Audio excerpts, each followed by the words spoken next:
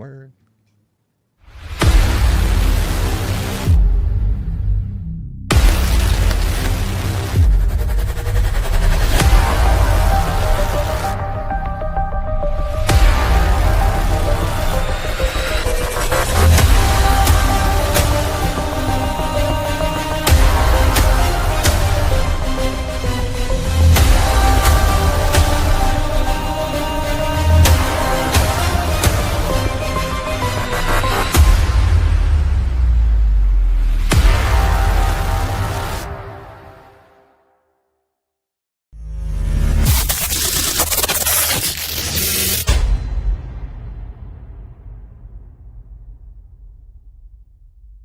It's Christmas. Contractor directory in the country. Powered by Santa AI. ChristmasContractor.com. For the workers, the owners, the vendors, the dreamers. Get busy, get hired, get listed. Get busy, get listed, get seen, get lifted. Get calls, get jobs, get blessed, get gifted. Get found, get hired, get your whole life shifted. ChristmasContractor.com. Come on and get listed. He needed work, needed cash in his hand, needed hope, needed rope, needed one good plan, needed pay, needed day, needed somewhere to stand, and he found a light crew, hiring hands, over 100 companies, looking for crews, looking for boots, looking for dudes, looking for folks with something to prove, so we clicked that list and made his move, got high, got wide, got up, got paid, got trained, got name, got shown the trade, got lights, got nights, got more each day, now he's hanging C9s all the way, on the roof in the tree with the crew in the city, making good money, man, to work, got pretty cold, air, bright lights, whole town litty, he said I found my lane when I got busy, get listed, get seen, get lifted, get calls, get jobs, get blessed, get gifted, get found, get hired, get your whole life shifted.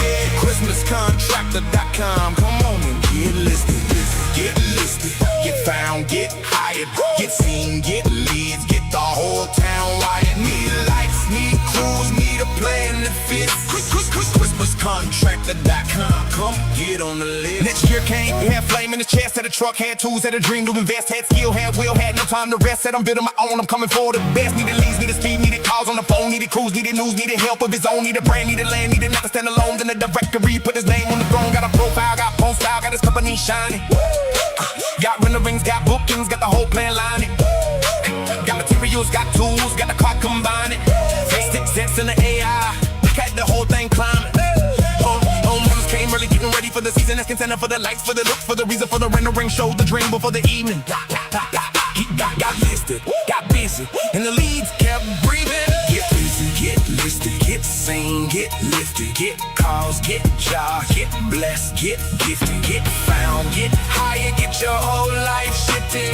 ChristmasContractor.com, come on, get listed, get listed, get found, get hired, get seen, get leads, get the whole town wired. Need lights, need crews, need a plan that fits. ChristmasContractor.com, come get on the list. Now here comes a vendor with a product they need. Had clips, had balls, had wire, had speed, had reeds, had stakes, had gear for the tree. But nobody knew what he had in the street. Needed eyes, needed ties, needed trust in the trade. Needed buyers, needed flyers, needed orders made. Needed a place where contractors stayed, so we got that supplier. Lift the leg, got green, got his name in the mix. Got calls, got sales, got orders that click. Got stock, got lock, got his whole brand fixed. Now the whole train goes. Moved up big, every Christmas contractor looking for gear. Every lighting pro coming back each year. Every vendor, every owner, every crew drawing near. Get listed right now, this is where they appear. Need workers, need leads, need help in the city.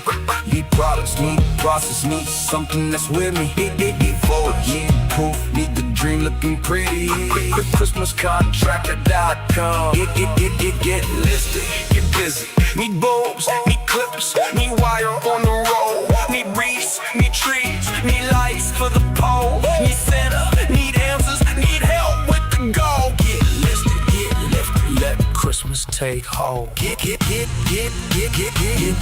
get listed, get seen, get lifted, get calls, get jobs, get blessed, get gifted, get found, get hired, get your whole life shifted. ChristmasContractor.com, come on and get listed, get found, get hired, get seen, get leads, get the whole town wired. Need lights, need crews, need a plan that fits. ChristmasContractor.com, come get on this. Largest Christmas Famous contractor directory in the country.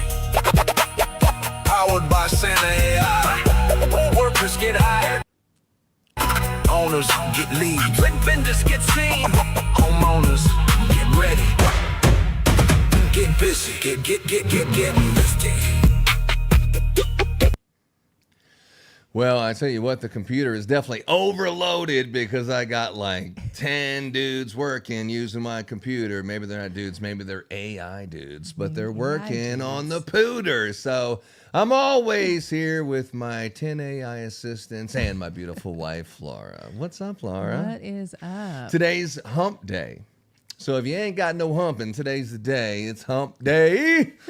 And we are getting over the hump. It's Wednesday, and we're about to go to Las Vegas next week. And there's a lot of stuff going on. But one of the most exciting things, I think one of our marquee shows, one of the best shows of the year is going to be this one right here. I haven't had any caffeine, so hopefully I don't overtalk our guests today.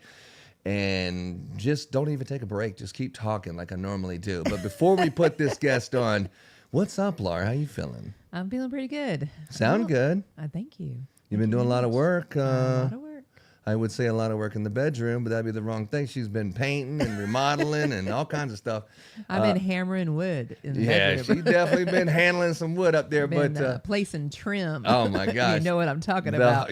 Yeah, no kidding. Yeah, she's been pulling out all the stops for sure. But yeah, we had a lot of home improvements done. We've been doing a lot of AI improvements. I've been stuck in front of the computer, and it's all because of this guy who did warn me first. But Yeah.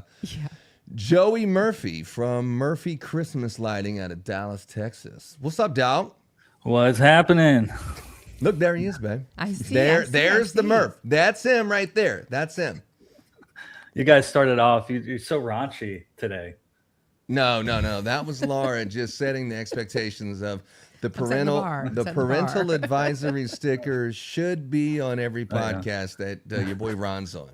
Yeah, on YouTube, you can't trust for kids. You got to mark that one off. No. If you put for kids, you got a sign out in the front yard. Yeah. yeah, exactly. No, thanks for having me. Thanks for letting me share stuff today. Oh yeah, well this is like the third. I sat Laura like for 3 weeks in a row. I've like Joey was like, "Hey, what are you doing?" And because we'll like text throughout the day, like at 3 o'clock when we wake up for the day or something like that. And then I'll say, "Hey man, what you doing?" He's like, "Yeah, I just woke up." I'm like, "Yeah, me too." And then it's like, "Well, what are you about to do?" I'm like, "Man, I'm about to be on a podcast, but we don't have any guests." So I'm like, "You want to come on?" He's like, "Nah, I'm in Oklahoma," or "Nah, I got something going on." So I finally tied him down. What's up, homeboy? Tired, man. Just, I don't know. I haven't even been, I guess I'm online, but I'm not on social media really. If I do go on there, it's like 5 minutes. I'll respond to something and then I'm off. I don't know. I just don't have time for it because I'm just building, like constantly building. And so I'm super, super excited about this year for sure. Not nervous? Not nervous at all. Like, and a matter of fact is like because when you equip yourself with the tools, like you're going to war and it's like, well, I mean, I don't know, pick your game, Fortnite, Minecraft, whatever is I'm crafting things, I'm building things. And so I'm preparing for, and I feel more confident because I have all those tools and I know exactly how they work and just the way it's structured and engineered. So it's how we architect our business really. And when you kind of architect it correctly and things are flowing, I think it's going to be the best year we've ever had. And I'm not just saying that. It's because like I built a giant spaceship, like we're intergalactic now. It's just insane. The amount of payroll already saved, how fast we're moving. We're already like years ahead of where we were. Isn't that the Beastie Boys, the intergalactic or something like that? That's right. Yeah. So Murphy's always telling me how he's intergalactic and I'm here and I'm in like another solar system on star net, whatever. He's got the whole thing down, like not saying that I'm ahead of you. I'm just on a totally different planet than you do. So it's like, all right, man, I'll try to keep up. I'll nod my head and pretend that I'm keeping up. Yeah, I had to build a substation on another planet just to speak to you. That's why we're speaking right now, because I'm just so far away. Nano. Yeah, I got you. Yeah. That Mork and Mindy or whatever. Yeah, how's that natural oxygen on Earth kind of thing? Yeah, gravity's a sumbitch around here. No, it's fun, but it's nice talking to somebody who's, I guess, has the same mindset as you, because that's the other thing is I see everything online. And that's why when you said you want to come on and stuff is to be like, well, this is where my head's at, but I'm seeing everybody say the same thing and then not saying like where they're going to go with it. It's almost, I see more people, even with AI and their business and stuff, is like almost like they're saying to wait, or it's not like you shouldn't speed yourself up because how much does it really speed you up and everything. And when you kind of look at the architecture of everything, it's like, well, you're really looking at like one little thing of an increment, but this one thing ties into all these other things that slow you down. So it's not just 1%. It really isn't. And, you know, that's what I hope to go over today with. But with this AI stuff, we could talk about forever. And that's why I got some notes. Laura's driving. Laura says, when you and Joey get together, you guys just will talk, and I'll never get a chance to word in. So the co-host, you know, of the show, what's going on, Laura? Tell us what's going on. I just like to know which one of you wants to go first. You're driving, baby. Well, we can, before we dive into the AI stuff, I didn't tell you We're this, not diving into AI, but go ahead. yeah. Before we do all that, I do want to say I did pick up my suit yesterday for our 15th wedding renewal. That's happening It's in the Vegas. 15th wedding anniversary, which also happens to be a wedding renewal. Right. Yeah. That's what we're doing, Laura. We're going to Vegas with the Murphys. We sure are. Yeah, he just picked up his suit. But he's like, don't worry, you can wear blue jeans and a t-shirt. It's not a big deal, but I'll be dressed up to the nines. But you could wear like a basketball shorts and look like an idiot. Yeah. I did do some custom things on my suit. I showed Chelsea yesterday or whatever, but I went to go pick it up and they're like, oh, you got to, they were really busy too. And they're like, you got a suit? And I was like, yeah. They're like, did you get tailored? And then I was like, yeah, I came in, I got like, whatever. I have a suit. Right. And then he comes out and he thought maybe I just got a little tweak or something from the store. And he comes out and this dude's like, you got a custom suit, dude. Yeah. And he's like, look at this thing. And I'm like, oh yeah. And so, but it's pretty cool. I like it a lot. And I got it custom with little things from, you know, back in the day when we first were dating and stuff. That's inside the jacket or on the outside? Yeah. Even on the cuffs of the undershirt, inside the jacket. I mean, full custom. It's like when you go to the not the Columbine, but the NFL draft, and they got, when they're being drafted, they have all their family members on the inside of their suit jacket and stuff. Yeah, it's like that. Yeah. It's important. He's making it special. Sounds important. Sounds great. Like all that shit you're doing, you're making me look bad. And a lot of guys out there, right? No, you're overhyping it a little bit. It's just, it's an important event and it means a lot to me and Chelsea. So, you know, it's just it's memorizing of what this is. I don't know too many people, even myself, that have been married 15 years. That I don't meet a lot of people that are even that. And then especially at our age, you know what I mean? Well, you don't meet a lot of people when you're stuck in the freaking computer. That's right. A little hermit crab, yeah. Oh my God, he's out in the sun. Holy shit. Honey, put some sunscreen on him or something. He's gonna burn. Somebody take a picture. He's outside. I just self-combust. All right, Laura, come on now, drive it. I am. Let's hear about it. Let's hear about good old the power couples. Oh wow! Look, she got graphics to go behind her little process. The AI power couple. He doesn't want to talk about AI yet. Oh, we don't want to talk about AI. What are we talking about? We're talking about power couples. You're just using AI to show it. Yeah. We're talking about right now. We're currently talking about this. No, that power couple. The vow renewal. That doesn't even look like Joey, actually. Dude, do you know who I look like? And I don't want to say the name. You could probably guess it. Oh, you mean this picture right here? Yeah, like that don't look like me. Yeah. I don't know. What do you think? Ron looks the most accurate. Yeah, no, mine looks good. Laura looks, really close. Chelsea, Joey, that was not a good one. See, I made them go back and do some more because we're okay here. Yeah, maybe a little bit more. Yeah, a little better. I'm showing her how to do it. Y'all, that one actually looks really good. That one looks really close. This one doesn't look like Chelsea, and this one doesn't like me. It looks close. It looks close. It looks close. They're dating. We're all wearing leather jackets. Yeah, it's like in the Matrix. I mean, if they were stunt doubles, I think there's stunt doubles over here. Right? You know Timmy No Breaks off Kill Tony and stuff. We look like Timmy No Breaks. Yeah, right. All right, what else you got, Laura? Why do you keep putting it on me? Well, seriously, you're going to show something, or he's going to show something? Well, they got a question for Joey real quick. You have a question for Joey? No, we got questions all over the place. I mean, yeah, we can take a few questions. I could dive in. I had 10 questions. As a matter of fact, Michael Carey, man, he gave me like a whole bunch of questions, and we talked for like 2 hours in a life-changing conversation with him like Saturday. He seems like a nice guy.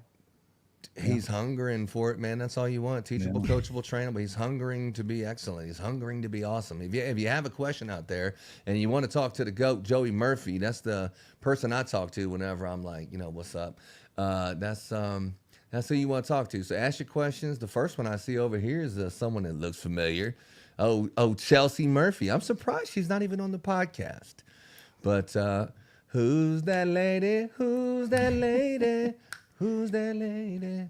Yeah, I know. Who is that lady? Doesn't look nothing like Chelsea. Where is Chelsea? AI's.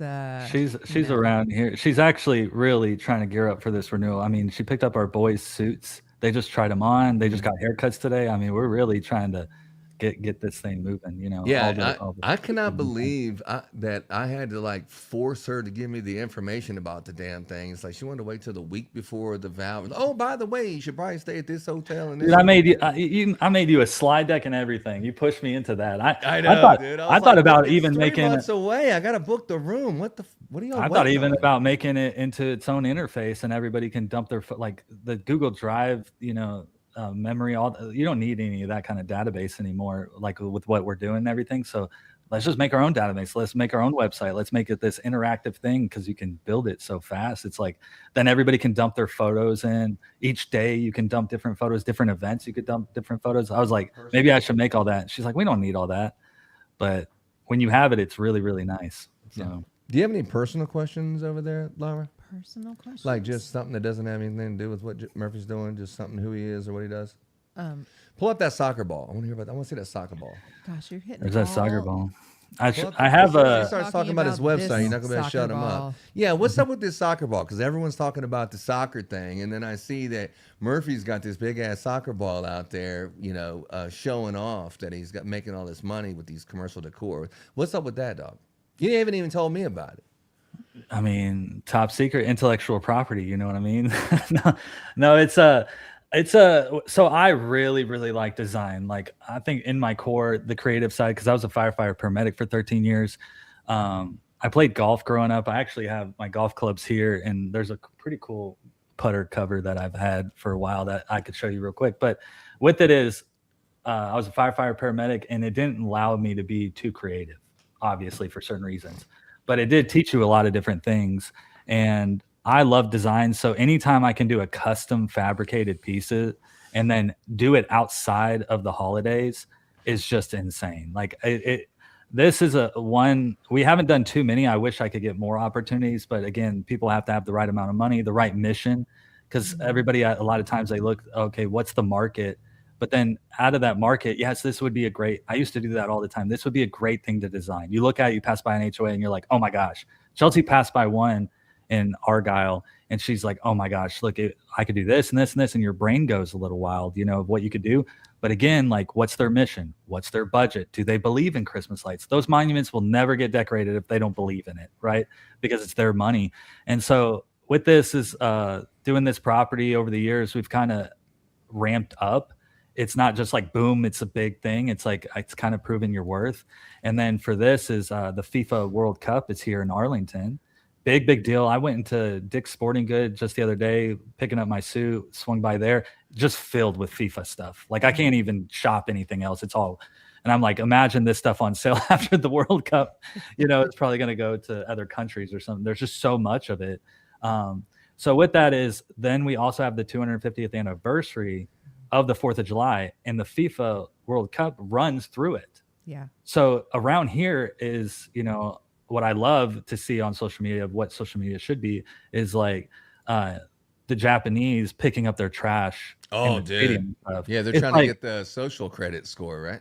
Well, I don't even, if that's just in your heart, you do that. Why aren't we all doing that as human beings? Why are we these like selfish, like just throw your movie theaters? Everybody just leaves their trash and pick up. But who goes to the movie theater these days? We do. We do. That's romantic. Yeah. See, we have a theater room too. Stop, Joey. Yeah. With my kids and stuff, they like to see horror movies. Really. So this is the deal, right? This is the actual thing. The Dallas Design District, where he's got this soccer ball out here. Yep. Look at that damn thing. In a couple days. That thing. Oh, it looks like the dude's about to go kick it. I like that. That's what Chelsea said. Yeah, he's about to. He's like, doesn't it look like he's corner kick? And I was like, instantaneously, it was like, I could easily throw that in Gemini or something and have him kick the soccer ball. You know, 100. Yeah, like, 100. It's so easy. But yeah, the my boys tell me stuff like Jax wants to go to Italy, and one thing he said was about Americans and like what people say about Americans. And I was like, well, what makes you American? Because he's like, maybe I should try to not un-American, but like the behaviors is like you automatically look like a tourist, right? He doesn't want that. No. And so I was like, well, what makes you like a tourist that stands out? You know what he said, which kind of blew me back a little bit, was he said that Americans lean on things. And I was like, what do you mean? And he says when people look around, he's like, they're in their chair and they're just like this. They're up against the wall. They have to like, where can I lean and sit down? Like I'm so lazy. When at other countries, you know, their chest is up, they're sitting up, and it's Yeah. So I thought it was really interesting that he observes people that way. But the Japan thing is like, that's what humanity is supposed to be. We need to get away from all this stuff. All this, even people bucking AI, which we'll talk about in a second, everything is, it's a tool, and to resist it, I mean, that's normal human behavior. The resistance to change, you can see that in leadership books. That's where I learned it in the fire service, is resistance to change, when people change things. And just to resist AI like that is like, it makes your life better. I don't understand how everything you do, and then there's arguments everywhere. You know, you could say like, well, why do you have all these things in your life that you have to manage? And it's because we're human beings. Like there's so many things a human being needs. Food, like we don't have to hunt for food anymore, but all of a sudden if AI can make food even more better, would you resist that? More better. That's the first redneckology thing I've heard. That's in Louisiana. I lived in Louisiana for 6 years. More better. Yeah. More better. Yeah. So. You're right. You're right about that. I tell you what, it's so interesting is domesticated. I like to use that word, domesticated, because if they put your ass in the wild, you wouldn't be able to feed yourself if you weren't in this environment like that. Right. You know. So, I mean, the same thing is like cell phones when they first came out, you know, people were just bucking on it. Like, I'm just not good with phones and all these buttons, and I've never been a button kind of person. And you're like, Grandma, cell phones make your life easier, but just people buck on because they don't want to learn something new. They see other people doing it. It seems like it's very difficult, and it is, and it's very time consuming. But if you spend enough time, you get to really make something that makes your life more simple. And all the stuff you're manually going through the same process over and over, you can kind of replace those things with an AI strategy. And that is something that you just don't know how to do it. But as soon as you learn how to do it, like Murphy said, I'm not going to tell you this unless you agree that, remember, what did you say? I said that Laura has to agree to that. I can tell this to you. Because it's going to ruin like your sleep schedule. It's like your mind is not going to shut off. Because I know you as a person. I know what you do in your day to day as an entrepreneur. And with AI empowers the entrepreneur.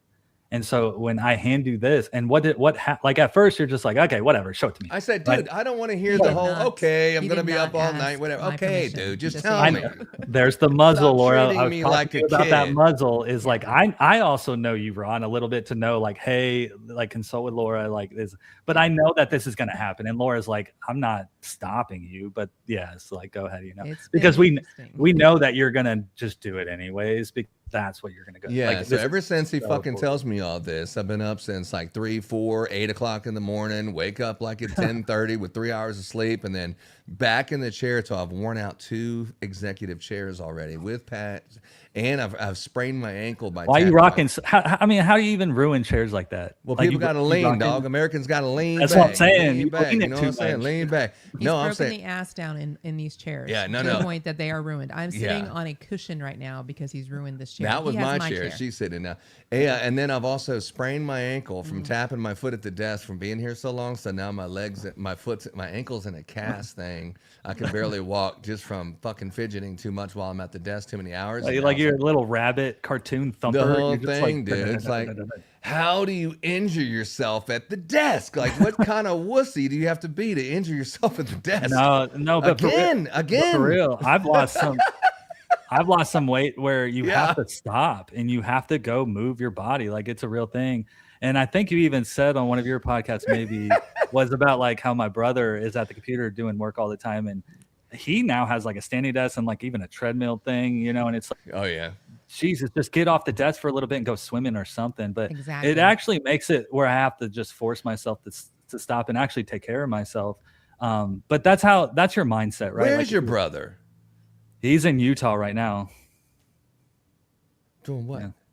With Lights at Wholesale. He's still he's working for Lights at Wholesale still, but he's going up there fixing some things, implementing some system stuff, getting them ready for the new year. All good stuff. What's up, Johnny Cox? Yeah. Yeah, because I was thinking like, you know, as soon as is he gonna be in Vegas? No. He ain't going to the wedding vow renewal? No, my family also. That's weird. No, I thought he's gonna be like, man, I've been hearing all this shit you've been talking about me being a nerd, and I'm ready to kick your ass. Let me take my pocket protector out real quick. I'm gonna bust you in the lip. No, that's not Jonathan at all. He would say. No, that's not Jonathan at all. Jonathan, he has certain things that he's just a very unique individual, man. Yeah. But with it is, anyway. No, there's also a family reunion on my side in Colorado, because that's where a lot of my family lives. Yeah, that is around that time too. And that's what I would do too. It's like, hey, Murphy invited us to go to Vegas, but that shit sounds expensive. Plane tickets. Now that Spirit's down, you know, like where else are we gonna fly?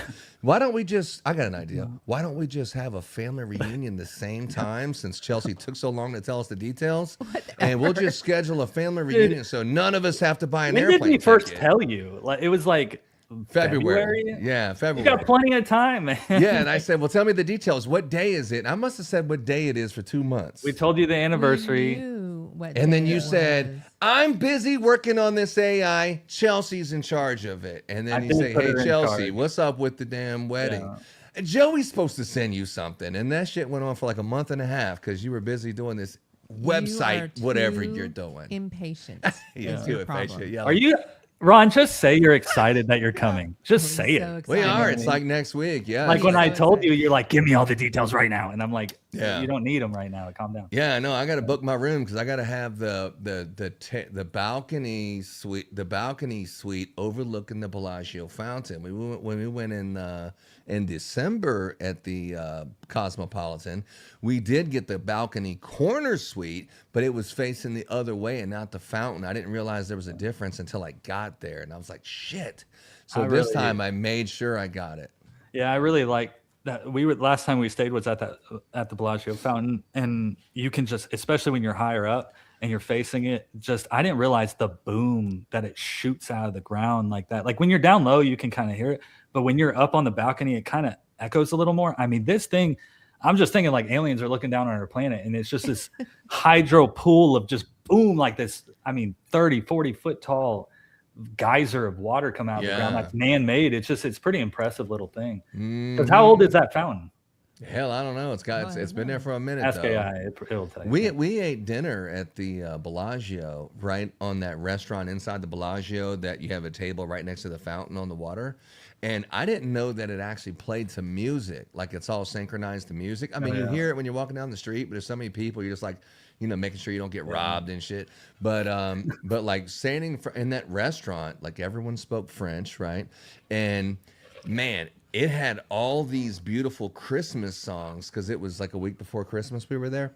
It had all these beautiful Christmas songs, and all the Bellagio fountain was going to the Christmas songs. And then, of course, inside was like, it was like Christmas Day walking in that damn place. It was so awesome. Yeah. The observatory inside the Bellagio. And that's the other thing. You could see the top of the observatory from your balcony, and you could see into it. Oh my God. And that was like, man, this is a nice suite, Yeah. So that's why I said I need to know in advance so I can book the right room. Don't tell me like a week before and the shit's booked. The also, if you look at it though, and I didn't really think about this till like last month, is that we'll be there on the renewal day, which is the 26th. That's our anniversary. And then look at a week later is the 4th of July. So they're probably going to be buzzing and getting stuff ready for 4th of July 250th anniversary stuff around there, I'm sure, but I don't know what events are going on there, but I bet when we go there, things are kind of ramping up for that. Hell yeah, let's go. Great. Anyway, man, let's get into it. Everybody's been waiting for the AI that Murphy has been spending. What's it been? 4 months? 3 months? Yeah, about 4 months. 4 months neglecting his family, not hanging out with his kids, not taking care of what he's supposed to be doing. He's been just stuck at his computer, obsessed and addicted to results and look at these results. He showed me like what it was like a month ago. He showed me. Yeah, just And when you I said, was I'm almost done. I'm not really No. done yet. I'm still working on it, but now it's done, right? Well, that's the thing is you kind of go and you start even like what I thought my company would be, it's always like it would go to that extent, but like you go into these like little crevasses, like these little cracks, and then you go deep, deep down, almost like Antarctic, and you're like going down deep, and you can go that deep now. So that's what is like, you get something done, but then how do you get this other thing to work? Oh, you got to string this one thing. And I'll use the word stringing between applications. So a lot of people are building applications and then they're not stringing them together. So there's features like you may be able to, make it where you can do renderings and stuff like that, but take it all the way through the pipeline.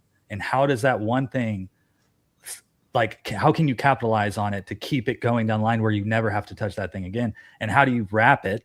So that's where I made this bizwrap.ai. Let's see it, dog. Let's see it. That's show me. Well, slow pump. Dude, You're like this renewal, dude. The break. No, I told Lauren. She goes, "How long is this podcast gonna be?" I said, "Probably 4 hours." No, it'll be like 2 hours, and then Yeah, because me and Murphy, like when you and I get on the phone, I look at the phone. I'm like, the whole 3 hour conversations, we've been crushing that. Like 4 hours. Yeah, I mean, we're already 30 minutes in. So like when you stay up till 8 a.m.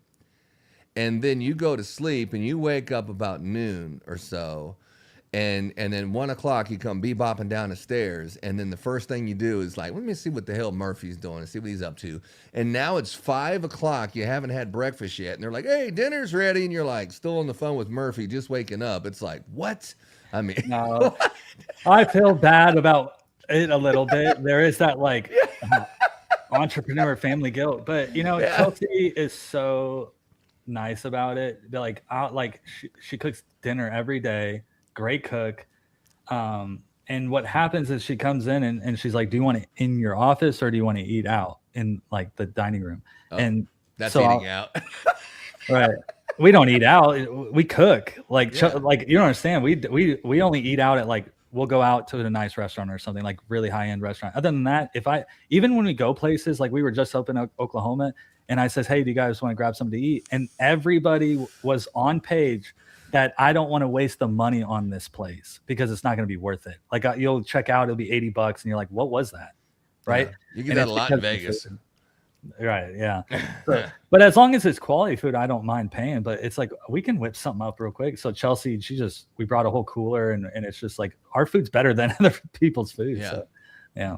But with it is, yes, they've been very patient with me, and I've been building this thing, and I think it's pretty amazing. It's translating into my personal life, which I'll kind of explain that. I do have some notes. I may hop around just a little bit with that, but I can kick it off and kind of talk about each component and piece. And at the end, I'll show you some features of the app. So get everybody on live that's going to be on here, and I'll show it kind of at the end. But I think it's so important to understand the structure and the mindset behind it. Because if I show it right away, you're just going to miss like 90% of it, right? Is all the back end code stuff. So you ready? I did share my screen on that. So there's something that I came to realization and about like all these systems and everything. I did go and I analyzed every system because I wanted to make our systems better. It's like, okay, there's Jobber, there's Go High Level, there's Notion. You'll hear all these applications. And once I broke them all down, I realized that everything is just code. And it almost is like, the movie The Matrix, and it's all this just 0 1s and codes. And it's almost like that. So Jobber's code, Go High Level's code, somebody coded it. Somebody knows it's their software. And so when you look at it, is you could never, ever make those things. You can replicate those things nowadays. So you become a developer. So that's what truly, I'm not just a Christmas light. And I always say with Christmas lights is that's just the business I do. So I'm a serial entrepreneur. I've done many different businesses, but I love Christmas because of the design aspect. But then when you look at it, it's like, well, what kind of engine are you going to run that company under? Right. And everybody has different engines. So when you start breaking out all the code, you realize that there is just bridges that go from one thing to another. They're called integrations, right? You have Jobber and then you go and I have Zapier. I can't live without Zapier because it hooks up my emails and all this other stuff. And when you really, really look at it, it's about a database. So if you just put everything into your own database and I mean everything, into yours. Do not leave anything outside of it, because what happens is with AI is they say hallucinations. The reason why it's hallucinating is because it doesn't have enough grounded information into your own database. You have to centralize it, not decentralize. That's what it is. Decentralized with a bunch of webhooks and Zapier integrations and all this stuff, trying to ping things. That's where things can break. So when people are like, oh, do you feel good about this? I feel way better about this. Like, what if your website throws this code? It can fix the code within faster than calling GoDaddy or something else. You know what I mean? Yeah. You understand how GoDaddy answers the phone at least, and then someone on ChatGPT helps you. Right. They're like, hold on, click, click, click, click, and they're She's talking. like, let me look in my database, and they're typing shit in. You're like, dude, I could look on ChatGPT. That's what I should have did anyway.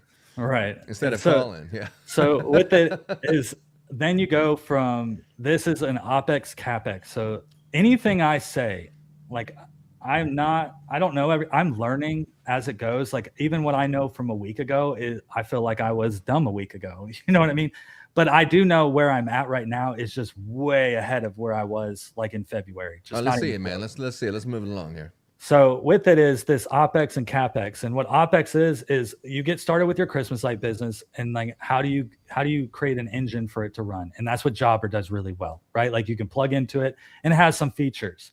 So what that does is upfront cost is really, really low, because if you're doing what I'm saying is like, to build an operating system, that takes a lot of time, a lot of money if you were to get people involved.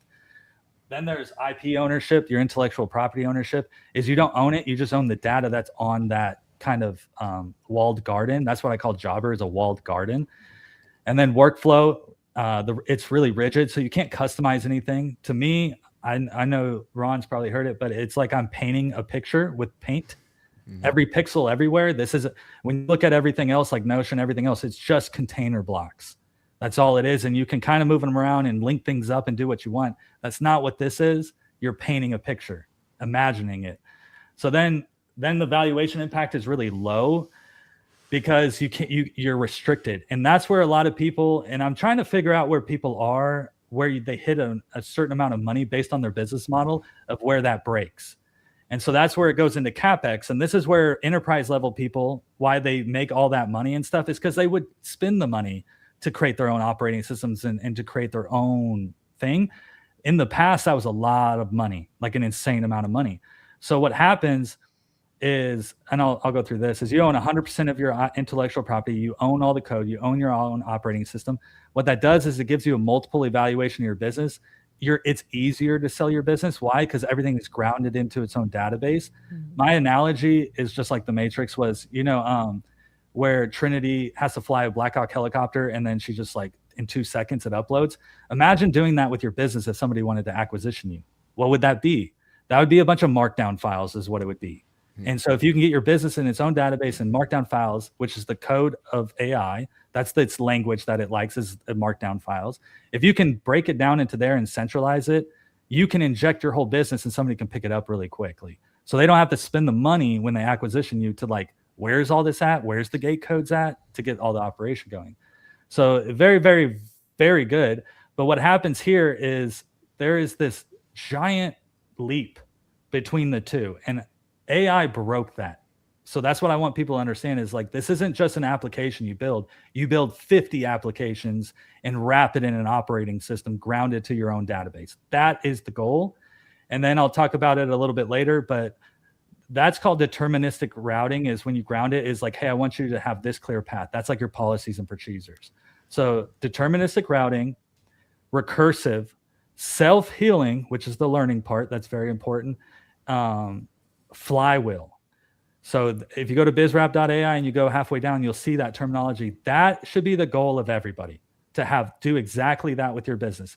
And if you aren't doing that, you're not utilizing it to its fullest capacity. So as we speak about these things, is like, my operating system does that. And I've created 15 right now. I have 15 flywheels in my business, which means it's almost no human touching.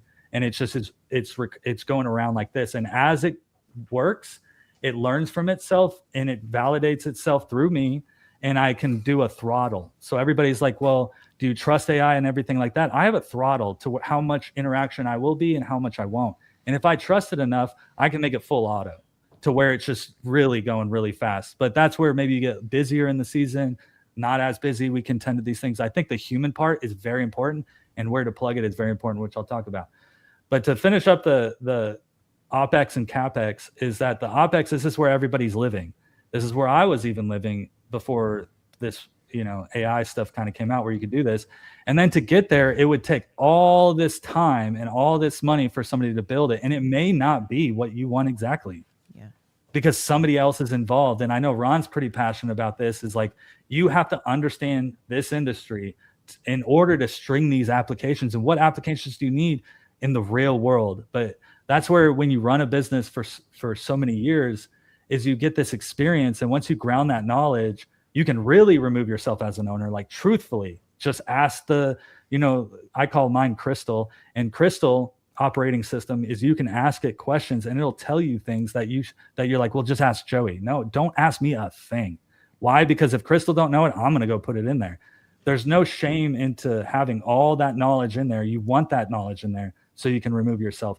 Why? Because what makes somebody special isn't the knowledge. That's not what drives business. It really is not. And so the real important things that drive it, that's you specifically.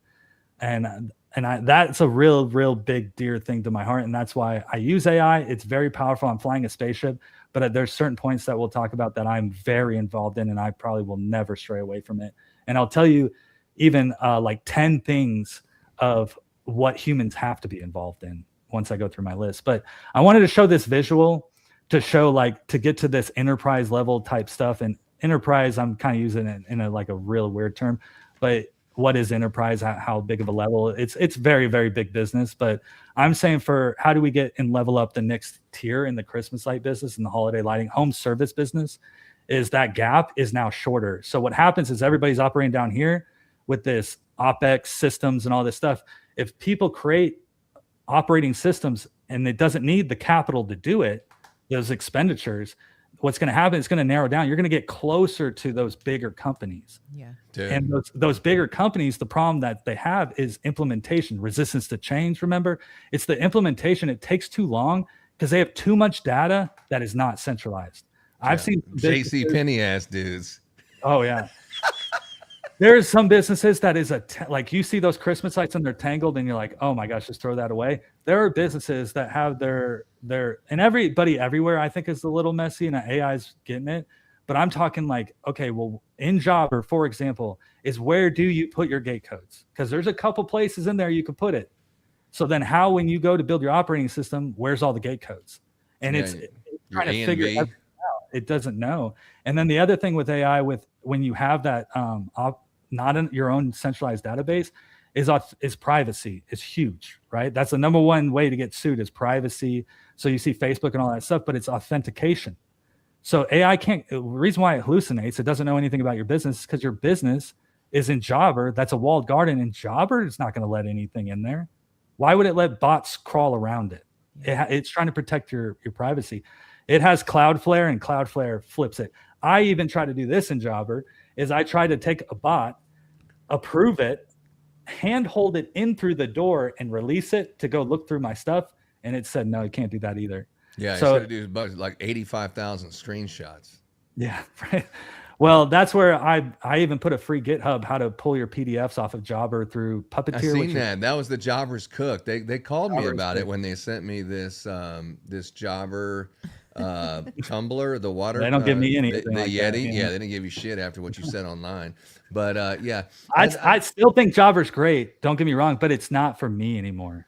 Yeah, they're coming to San Antonio, Texas to kick your ass. I say, well, that's a little too far west and south. He's in Dallas if you want to see Murphy. Well, you ain't got my location. Yeah. No, they're coming to Austin and like, if y'all have any better ways to make this better, just come with your laptop and we'll just do it right there with you in person. It's like, no, thank you. No, thank you. Well, but you have to look at it from their standpoint too. And because I do want to hop off AI just for a second, talk about all the product being sold everywhere for cheap and everything. I know you did say you want to talk about in here, but if you look at like what it is if I had to start a company, I don't have any revenue. I don't even have any data. So I don't need an operating system right now. But when do you need one? is a big point. Is now it'll be where you scale up to a certain point through those systems. When those systems start breaking, you don't get more systems and more integrations. You end up going and making your own operating system. So Jobber's great, but would it ever be like a really niche Christmas or pressure washing or whatever home service operating system? That they're more of the masses and giving as many features that it can hold in their database, but they're trying to tailor to many different industries. And maybe they do that once you kind of break that and you're spending $2,000, $3,000 a month on software, you're kind of like, this needs to change and I'll spend the time to do the operating system. I think that's important to understand like what everything is. So Jobber is cooked for me 100%. Oh, Jobber's done, dude. As soon as they give me a bill, I'm going to say I appreciate it. They actually called me the other day. And they were like, hey, I see that you downgraded your campaign, which I always downgrade the emails and shit because I only do Christmas. So I don't need all that shit during the year. I don't really talk to too many customers like that. And commercial customers don't care about your Google reviews, you know. That's a little pro tip. Most people don't know. But they don't care about your Google reviews. And it's tacky to put that onto your estimate, actually, for commercial customers. So it's really for residential customers. So I would turn that feature on, the reviews and the, whatever. We would, and the Google reviews, and also the after the fact to ask for a review. We usually turn that on in the Christmas season. But the lady called and she's like, I seen that you turned that off. And I said, actually, you see that we haven't paid for Jobber in the last 2 years, and I still got money on there to keep it going. But I don't know if we're going to be renewing because Jobber is just not made specifically for the Christmas industry. And now that I've learned, how to bypass this this SaaS, SaaS, and figure out how to do it myself, I just think Jobber just doesn't have what it needs specifically for my industry or my business, because I got to have 3 screens going with 4 programs going when I take a call, or else I'm like, give me a second so I can open up these 5 different things so I can do an estimate. And that is not the most efficient way of doing it. And I feel like now that I've had the skills to use AI, I got this shit pretty much figured out. I just haven't implemented it, but I've been putting the effort in, and it's gonna be real close. But it's not that hard to do. But if you listen to Joey explain this AI, it sounds fucking super difficult. Well, what's difficult if you got $1 million business? If you truly have $1 million business, what are you doing? Yeah, true. And then they're like, well, that's the bottom. Like, that's only this percentage of my bottom line. I'm not going to do that. The thing is like, when you look at the functionality of the business, like when I say that engine, your engine can take you 2,000 miles, but is it making noise and clunky, or is it smooth operation?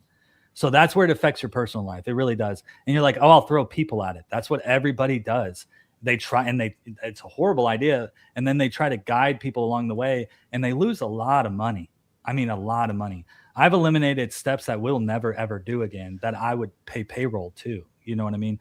So when you look at it, is when you even have those kind of operating, like it's not an operating system, and then you have all these different softwares, is your data lives separately in all those softwares. So even like when you go to build your operating system, how does everything match up? People are concerned about that. And what that is semantic learning. That's what AI is really good at. Like when you ask it to move a picture over, it may take like 30 seconds to move it over, right? And it's like, dude, I just want to hit it and I want to move it. I'm going to build a whole program just to move a photo. We got to do a smoke string and then identify the pipeline first, and it's like a 5-part process to move it. But if not, you'll do some other shit and it wasn't committed, and then you'll go back to a ghost version of something before you committed it, and then you're like, oh my God, what am I doing? It's like, there's a process to it, but it may not be as fast as WordPress or Shopify on those dashboards, but man, it's way better. You're painting a picture, you're painting, and then you're repainting is what's happening. But with the semantic learning, what happens is you can do really big things really fast. And that's what people need to focus on. Like you can create videos and it's like, why is it taking me 30 minutes to like kind of make this video? But you may ask it something like, oh my gosh, this would take me all week with numbers and all that other stuff. And it'll like, all that data just moves over. It's saying like I could probably move out of Jobber and build Jobber within 1 week. Yeah. Like if I wanted to replicate it, I could do that. Yeah. Close to it, but better. Yeah. It'd be that, but better probably. But then you get done and you're like, well, I want to make it better. And that's kind of what I'm, get in that trap and everything. You got a question from the live audience on YouTube. That is a great thing. I'll tell you just the strings of the payroll component. So like we have a crew section. It has crew compliance, such as like our agreements, everything else, but also how they get paid. The system tracks it with either pay for performance or hourly, all the different tiers of how somebody would want to get paid. I think you have to tailor to your contractors, and it's not just like, hey, we just do pay for performance. Sometimes it makes sense that you can do other things for us anyways. But how they are, the one big thing is the financial side is I would say, like, if anybody is going to try to go for this year, you're starting to run out of time to run into the season where you would want to like keep your QuickBooks or something, because it does something like specific 1099s and some tax stuff that maybe you could do. But with Crew's stuff is it's so dynamic into the operation. So when you start to see if like almost like it's bacteria and you had bacteria on your hand and everything you touch is like, well, where would all the Crew stuff be touched? One thing is we did our job site photos, right? We always want our crews to take great marketing photos so we can spread our business and everything. And it just seems like even in Jobber, it breaks. It doesn't show up. There's no validation metric. There was no cell phone service when they were at the house and they forgot what customer it was when they went to the next one or some shit. Right. So like even that aspect is like they're on the job site. It tracks in one map. There's all these waypoints that is in individual items. In that is they upload their photos and it goes to our marketing side. But when they upload the photos, it also I have an agent that tracks that stuff and it finds out which properties and what's, and it puts it up into what our cockpit is. That's like our main area where everything's kind of just flowing into and we can clear the dashboard kind of thing. But in there, it says, did those crews get pictures or not? And that is a mandatory requirement of our crews or they don't get paid. Yeah. So in the past, it's like, well, they're saying, hey, we can't come tomorrow unless we get paid. And then at the same time, you're like, but you didn't do your job. And then they're like, looks like we ain't coming tomorrow because they feel like they have leverage there. You know what I mean? Because you kind of need them. But not saying that's with everybody. But with it, when you look at the pipeline of your crew, it's not just one component. You have to look at everything they touch from resources when they're on the site. What do you do for your houses? Oh, you do this little sketch thing? No, that is horrible. What if they lose the sketch? What if the top blows off when they're flying down the road and you taped it to the top? What if it's in a little sleeve or whatever? You have to think about every process everywhere. And it's like with ours is you can run it in offline mode. So what that means is if you don't have internet, you can still, if you got that page open, you can upload it. And it uploads even over like really, really small, like 3G LTE. Like basically you're in nowhere, like I just got this phone from the 7-Eleven. Right. It's not a burner phone, it's a temporary phone. I could show you some things, but even how we pay them, I use it as a present and I wrap the present and then I chunk it out and then I tag it when I pay them and it shows on the tag of how I paid them. I mean, just really cool creative stuff you can mess with. But I would just say with that, so I don't go down a deep rabbit hole. No, you already been 30 minutes. Well, I'm cutting you off, dog. You've been way too long on the answer to this question. Let's go through a couple of these and then we'll see if we can get some. So the dude was asking this one question like 30 minutes ago. Have you tried building the payroll component into Crystal yet? And then he said he's canceling HubSpot, Square, SEMrush, etc. But the coding from SaaS to proprietary side has been challenging. I'm not sure about that. And then, employee data tracking, we're building that in. But the payroll side and compliance is tough. And then homeboy just said, Mastiff just said, just getting them to record mileage and start time and end time plus photos has been a real issue. That's so true. That's so true. All that stuff. And I will say to you, Mass, you might have a big company like Murphy has, or you might just be some small potato situation like me and Laura. But either way, we pay on a incremental basis. So every bulb or every foot or everything has multiple values. So we charge the customer this is what it truly costs, this is what the labor cost. So as we go through and say it's 180 bulbs and this many strands of mini lights and this wreath and this bow and this, everything has an increment. So when it goes into the guys complete it, then it automatically does their payroll for them. And it automatically does the final invoice that we need. And everything automatically works together because every increment has its own, this is payroll, this is this. So when it's finished, that's how we do it. And I can show you that one like July 1st when we roll it out for you. But Murphy's got he pays people by the hour, so it's different. Well, I have every way you could pay somebody. Mm-hmm. So the thing is like with that question is about where's your friction point with it. So like I said, you pay people through QuickBooks. You can type that in and you can do 1099s and all that. So it's like you were saying, he was saying mileage.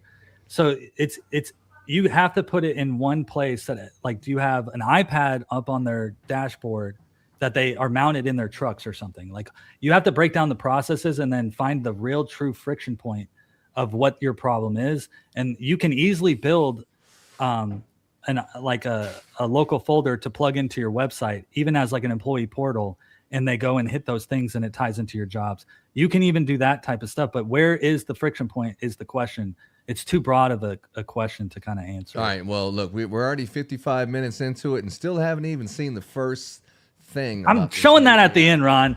And we are at the end. I almost the music's about to kick us off the stage. Okay. You just want to see.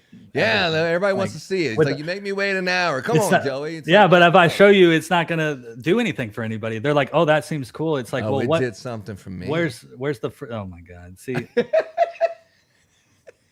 Lord have mercy. Yeah, I'm getting kicked off of my own show. I don't mind the explanation because he doesn't explain to me what you're doing. Yeah, no, she's like, you guys are going to be going for hours. But that's like, the thing 1 hour into it, I haven't even started yet. Yeah, but that's the thing, though, is this shiny thing that you're looking at, this nice vehicle, this spaceship. Ooh, I'm trying to say how you propel yourself. Like, don't worry about this nice looking container that I made of an operating system. I want you to understand the nuts and the bolts and the hydraulics and everything involved, because that's how you're going to be able to change your business, is those friction points. You identify the problem and come up with a solution. AI can help you come up with that solution really easily.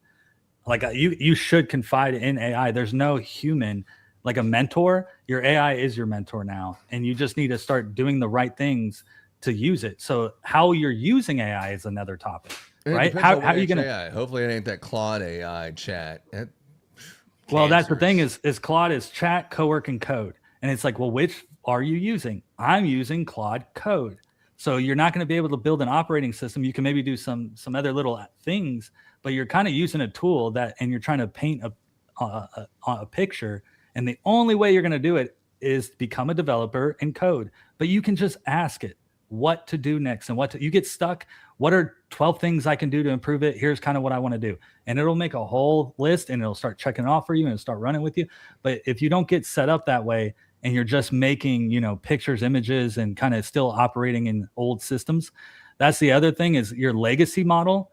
This is what I'll say is Murphy Christmas sighting. The only thing I took from it back in February, like it was like late February when I really hit this hard, is the only thing I took from it was data.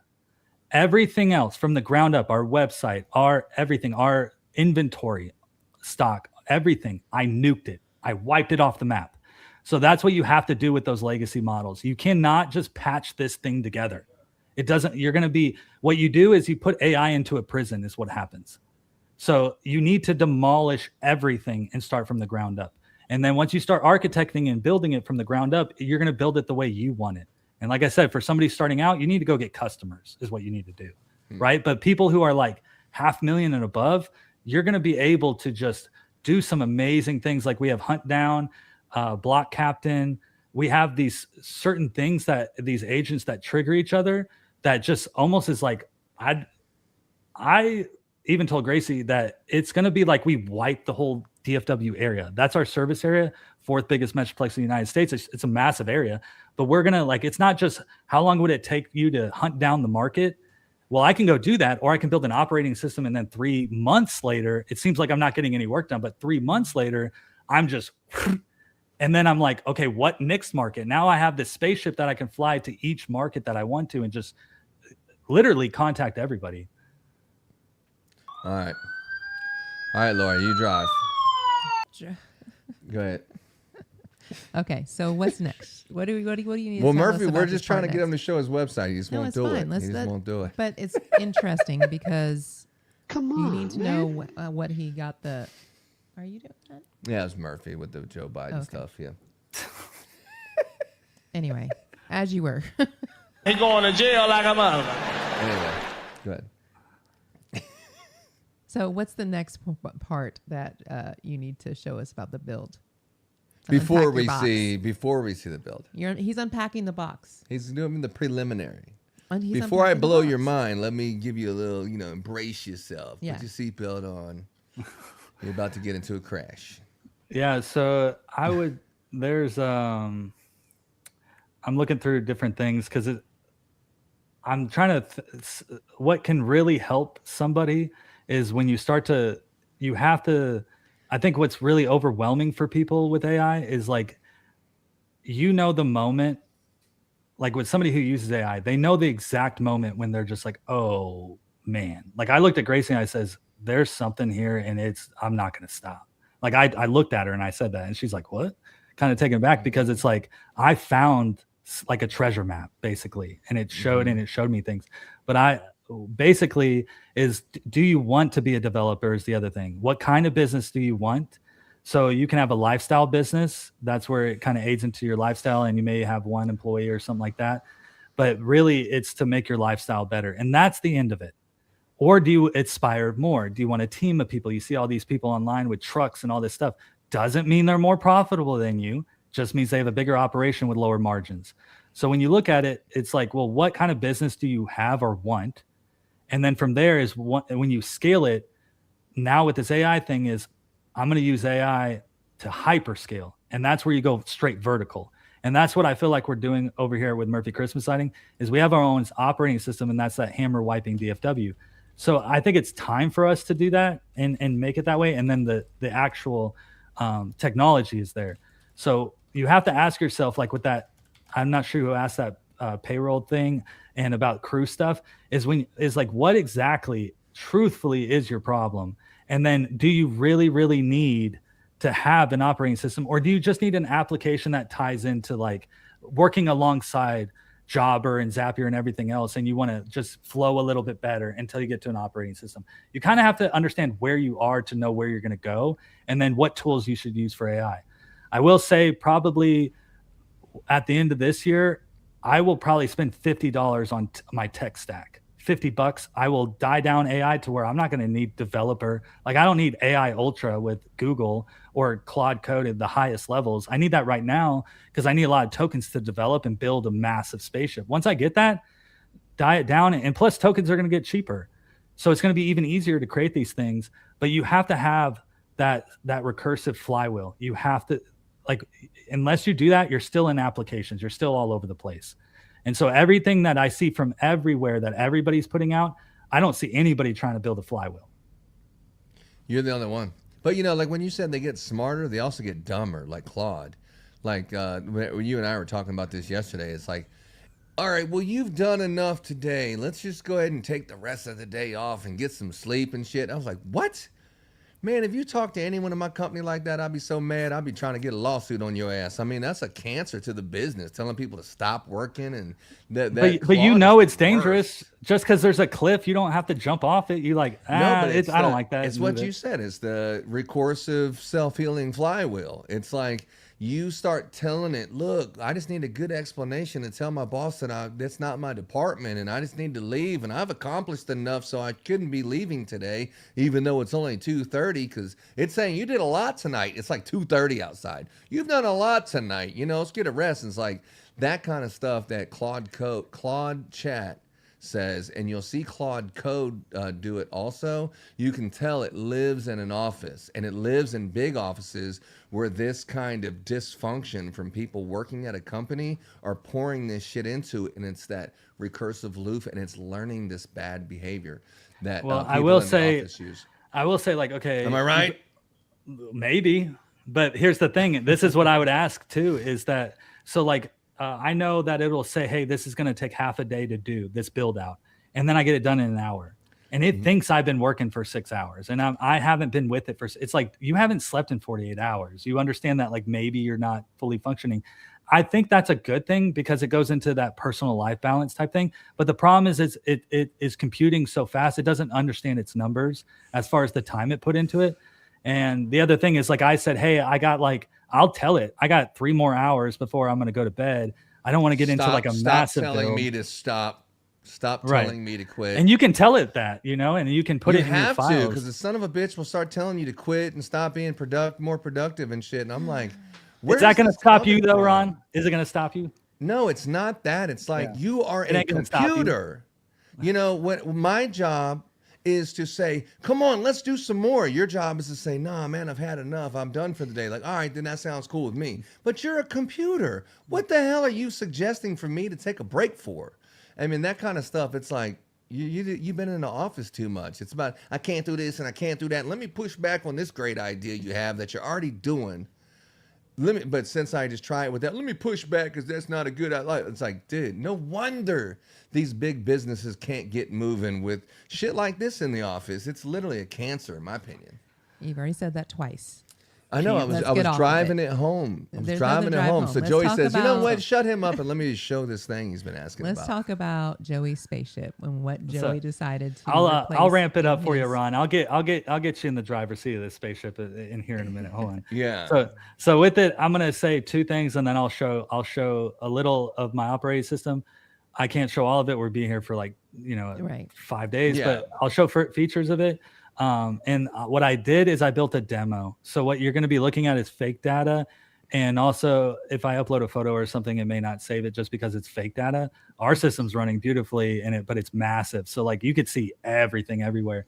And then I can go over little choke points that I hit of like to bridge those gaps, like the jobber thing. I put a free GitHub repo out there for a Puppeteer script to pull those off, which is great for people. So with this is, I do want to say two things, and then I'll dive into it, is that when I looked at Christmas lighting, is that you just want to play with toys, Ron.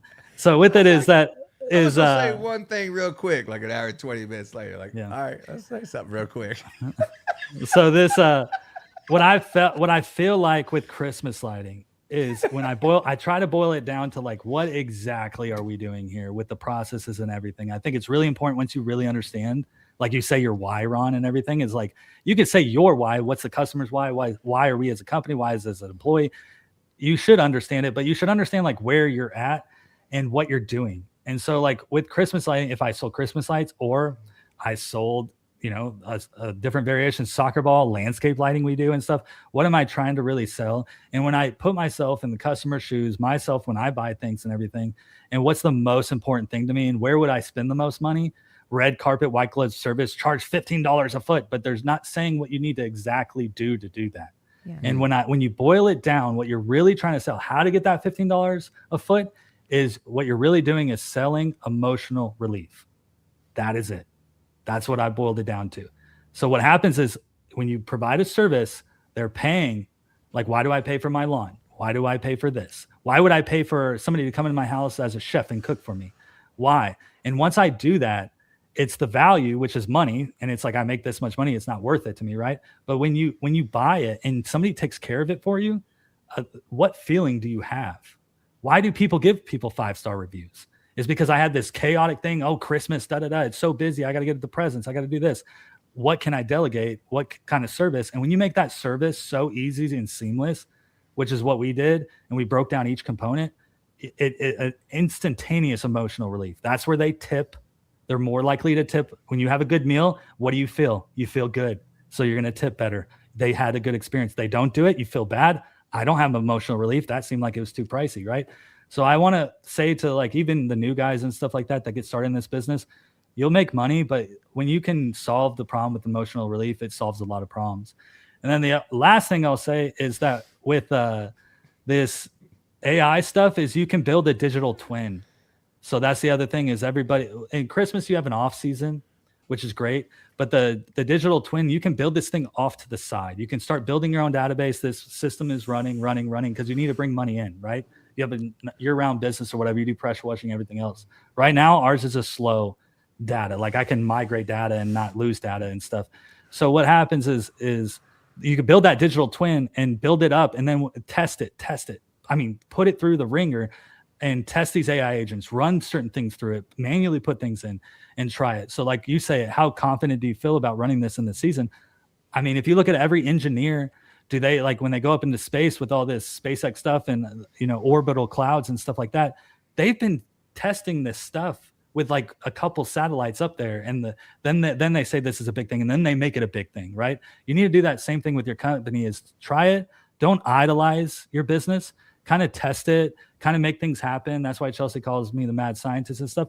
but go ahead and just start building it and make a digital twin off to the side. And when you're ready, kill off Jobber. That's why that post is so impactful and nobody commenting it, right? Nobody knows who I am. And it's like, the reason why that post is so impactful, I put a GitHub repo for you to pull your PDFs, one of the walled garden hardest things to get out of Jobber.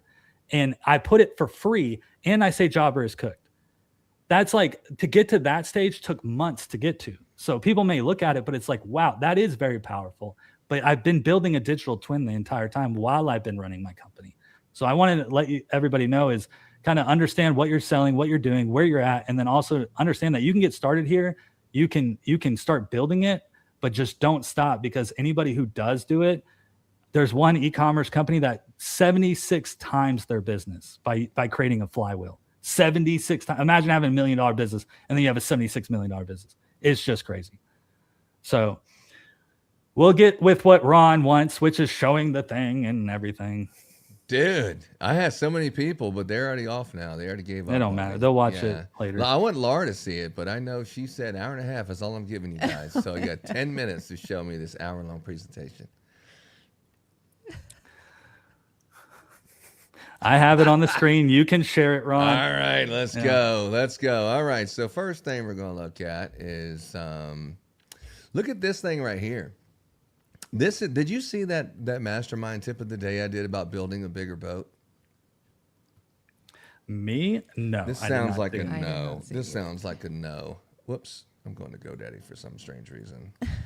Let me see here. Give me 1 second. Like, what's going on here? No, I just figure if he's going to slow me down, I'm going to slow him down a little bit too. I thought we were going to like open the No, we're going spaceship to, but I just want to show him one little is thing it- for 20 what minutes. is Give me it a second. that Murphy has replaced? It's up there. He can hit it anytime. No. What Now has we're he waiting on replaced in his Ron. business? Whatever. What has he Ron, replaced? what's his name? Let me see. Yeah, here. brought to our sponsors. Yeah, the BPB is 60 beats per minute. Here it is, right. All right, so what do we got here? We got. Come on, Dave, land the plane. Would you just give me? I mean, if he had a second? spaceship, he'd already be there, you know.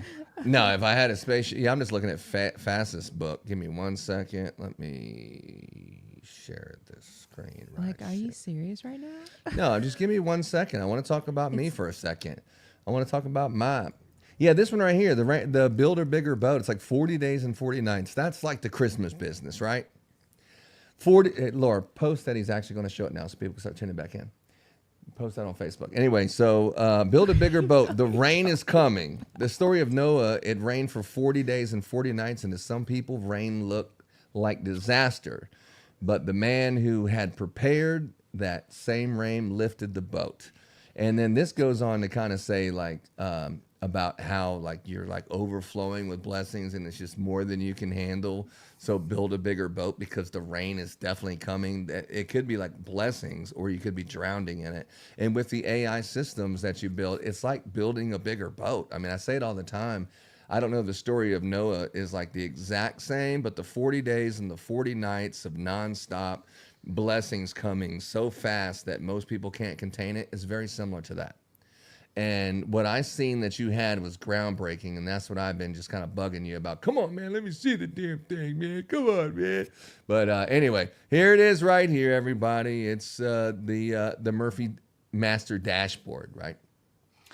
Yeah, there's a lot in here, but I collapsed everything down, and I'll just show a couple of features. But this is fake. Like, I even put S4 King of Strings logo in there, but I can make anybody's company fill out a form, and it'll basically like put all of your information and your logos, everything of what it looks that like. bad boy.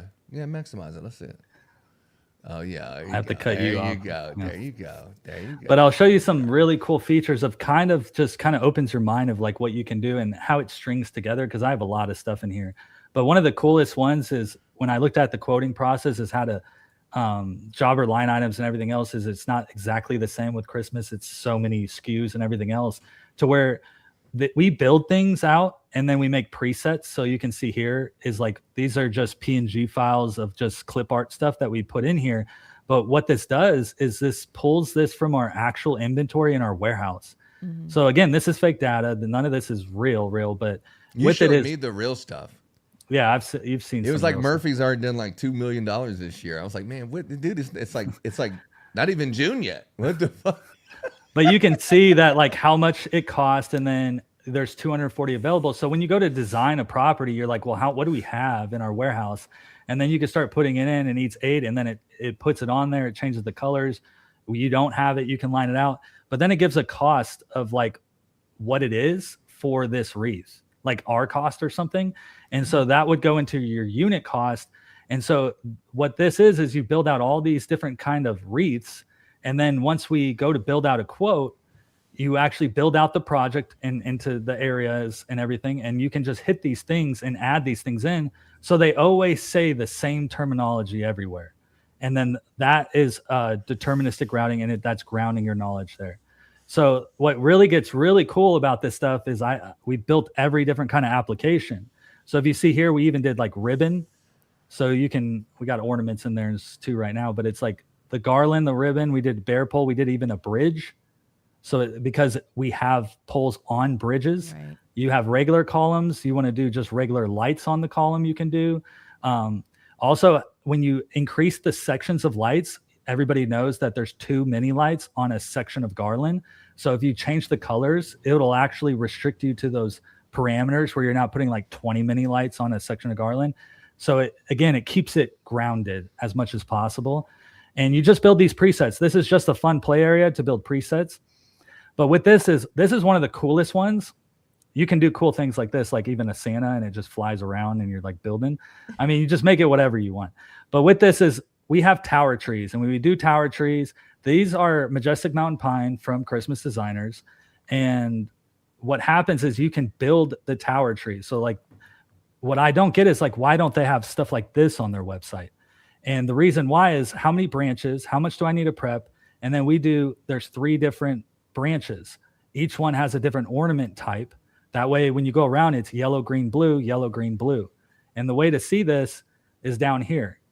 So we spray paint each frame, and then as we put these branches in, it goes yellow, green, blue, yellow, green, blue, and we have them on racks, and we just we just literally just throw them up there, and I need a yellow, I need a green, I need a blue. And that way, when you can install this really quickly. But what this does is, let's say we get another tower tree, I can put the ornaments and pick them from what I have or order them, and it'll tell you exactly how many ornaments. What this does is it's great for the warehouse to prep because it has everything everywhere. And then how much it costs, you can see that if I add more and more layers, then it'll be like, hey, it's this much money. Well, they don't have that much money. Maybe I need to take out a layer or something like that. So I think when you build out and gamify your business a little bit, this bridges into the build out of a project builder. So what a project builder is, I'm going to be talking a lot. So the project builder, all fake data, this is not real stuff. Castle Hills doesn't really exist, I don't think, is what happens is you go here and you can load those presets. So then when you load them, you're just quickly making it. And then you can also attach it to the waypoint of the project. So like, hey, I have that garland on this waypoint. Also, your waypoints are all on one map, and you can toggle them and do different things like residential, commercial. You can tag them different colors. This lets me know blue is picks. It needs a better pick. I found out 80% of our picks are just trash we can't use for marketing from crews and everything. So it goes into like, well, if I'm in the area, I'll swing by and get a good picture. So we always have good pictures of our projects. All these are different AI agents, including, here's a little fun little thing. But I can measure. So everything that you think about in your business, like Google, I go to Google and I use their measuring tool. I also have that here. I also have this view. I can lighten it up. I can darken it. I can do how many miles out when I search for an address. I want to stay within a certain vicinity of a service area. I did there. Also, a big one is to hyper jump between things. So here is like, okay, I want to see the client's portal. So here is where they log in. And it's probably not going to do it because it's a demo, but everything, like how does your customer put in a maintenance? Mm-hmm. Well, with this is they would hit and open their portal, which they're already authenticated because they're logged in with their Google on their phone anyways. So right when they hit that link, they can make it an app on their phone if they want it. It says Christmas lights. They hit that, it automatically opens up to a side panel like that looks a refined version of this. But what happens, they could pay their bills there. They can do everything from there, including putting a maintenance. So when you do a maintenance, is like when you hit this button here, this is what I call the point of decoration display. Hopefully it does it. Nope, it's timing out. So what happens is it has these POD statuses like this. And what it does is you can just hit that waypoint, and then you can hit, oh, I need to pick a squirrel chewed through something. They can do something. They can upload a picture for you and everything. But when you look at your process of like how a client puts in maintenance, look at your current way and then limit those button clicks and steps for them to do that. And when I have it is you do this, you hit this waypoint, and then you just say, hey, a light is out. Or maybe they know a GFI is tripped. I don't know why they could just push the button, but maybe they push the button and it keeps tripping, right? And it's like, it lets you know, but at the same time, what this really does is real-time sensing. So I could be right here, go servicing this property. There's a problem with it. I fix it and I go down to this property. And then by the time I get here, this is real time. This will glow. So they see, like they hit it and then it says, oh, you have another one in this area. So when I get done with the area, I look and it's cleared in real time. No customers truly have a complaint. You're not going to like a request form on Jobber trying to see there. And so I think it's, oh, you know, what'd really, be cool is like, you're like, all right, go home. Cause like everywhere you go, you're just hitting cause you don't know where you are. So you're like home. And then all of a sudden you're going home and it's like, make a right turn. You're like, I don't make a right. Like all of a sudden it directs you back to this trouble call through Google Maps and it does a reroute. And you're like, what the hell? I was just at this house. You're like, oh, there's a trouble call there. You know, just follow the little blue dot and I'll take you, this crystal will take you anywhere you need to go. and so that would be a cool integration, right? But that's, you imagine it can do reroute, it. You know reroute, I mean? yeah. Reroute. And so this is also, you know, when we plan projects out, Google Street View is big. So hopefully if it's the demo, hopefully it does it, but it takes you right to the street view. So I can take this.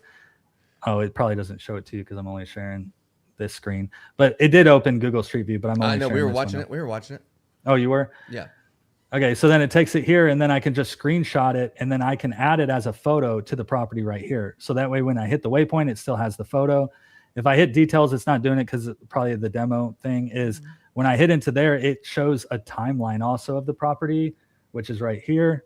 So when I have all those logs, it'll have, if I went and took a picture, if they put a request in, anything, every log everywhere is in there so they can see it. And it's not all in one place. So they really called cool for service. You came back for the service 5 days later. I mean, all the stuff, all the logs, everything in there. But that's just in the map view, you know. And so there's a lot of features in here, even like how you price things, your quote terms that you have there, but how you price, and then also it takes the information. This is why I talk about like AI agents. What it really does is, let's say you charge this. What I did is a low, medium, and high based on risk, because that's how we bid. Is like if I do a 48-inch wreath and it's on a 1-story, I maybe like cut a little bit off. But if it's like really high up, I need a lift. Of course, it's a high risk. We're going to charge more money for that. So you could put features in there for that, but then, and it'll show you your margins and stuff. But with it is also that it learns of like, hey, I sold this at this price. And that means like, because you can manually tweak things, right? Like, hey, I'm going to bump this up to get it within budget. But then what you convert it at and what that line item of C9 roofline or your presets or components of what they're really selling for. And then it can suggest, hey, you need to raise it 13%. You're actually converting higher than that. So you need to change your price book. That can be automated where once I give it enough trust and it sees that, where I always want it to do the best price based on what we're seeing, based on our material costs, based on everything. That stuff takes a lot of time to truly know. Yeah, so, dude, it's crazy. Hey, you ready for a question? Yeah. Give me 1 second. You know, Michael Simmons. Yeah. Yeah, he got a couple questions for your ass. Let me see here.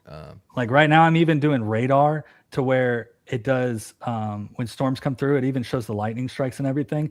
But it'll slide our entire schedule, based on weather. And so I have certain parameters about heat index. If it's good to work, it says like, hey, it's too hot, or do not work during this time out in the field if you don't have to. Again, don't tell me what to do, but I do want to know, hey, it's about to rain, and it's about to rain at this time, 2 to 6. That doesn't really affect us, right? But the agents are seeing this and they're moving your schedule. When they move your schedule, it moves everything together. Wow, that's crazy. Yeah. And Mike said, are you trying to make business owners build their own business platform, as you call, I'm sure there's air quotes there, but they're in parentheses, it's like an operating system? Or are you trying to get business owners essentially to license or subscribe to your business platform in a white label form?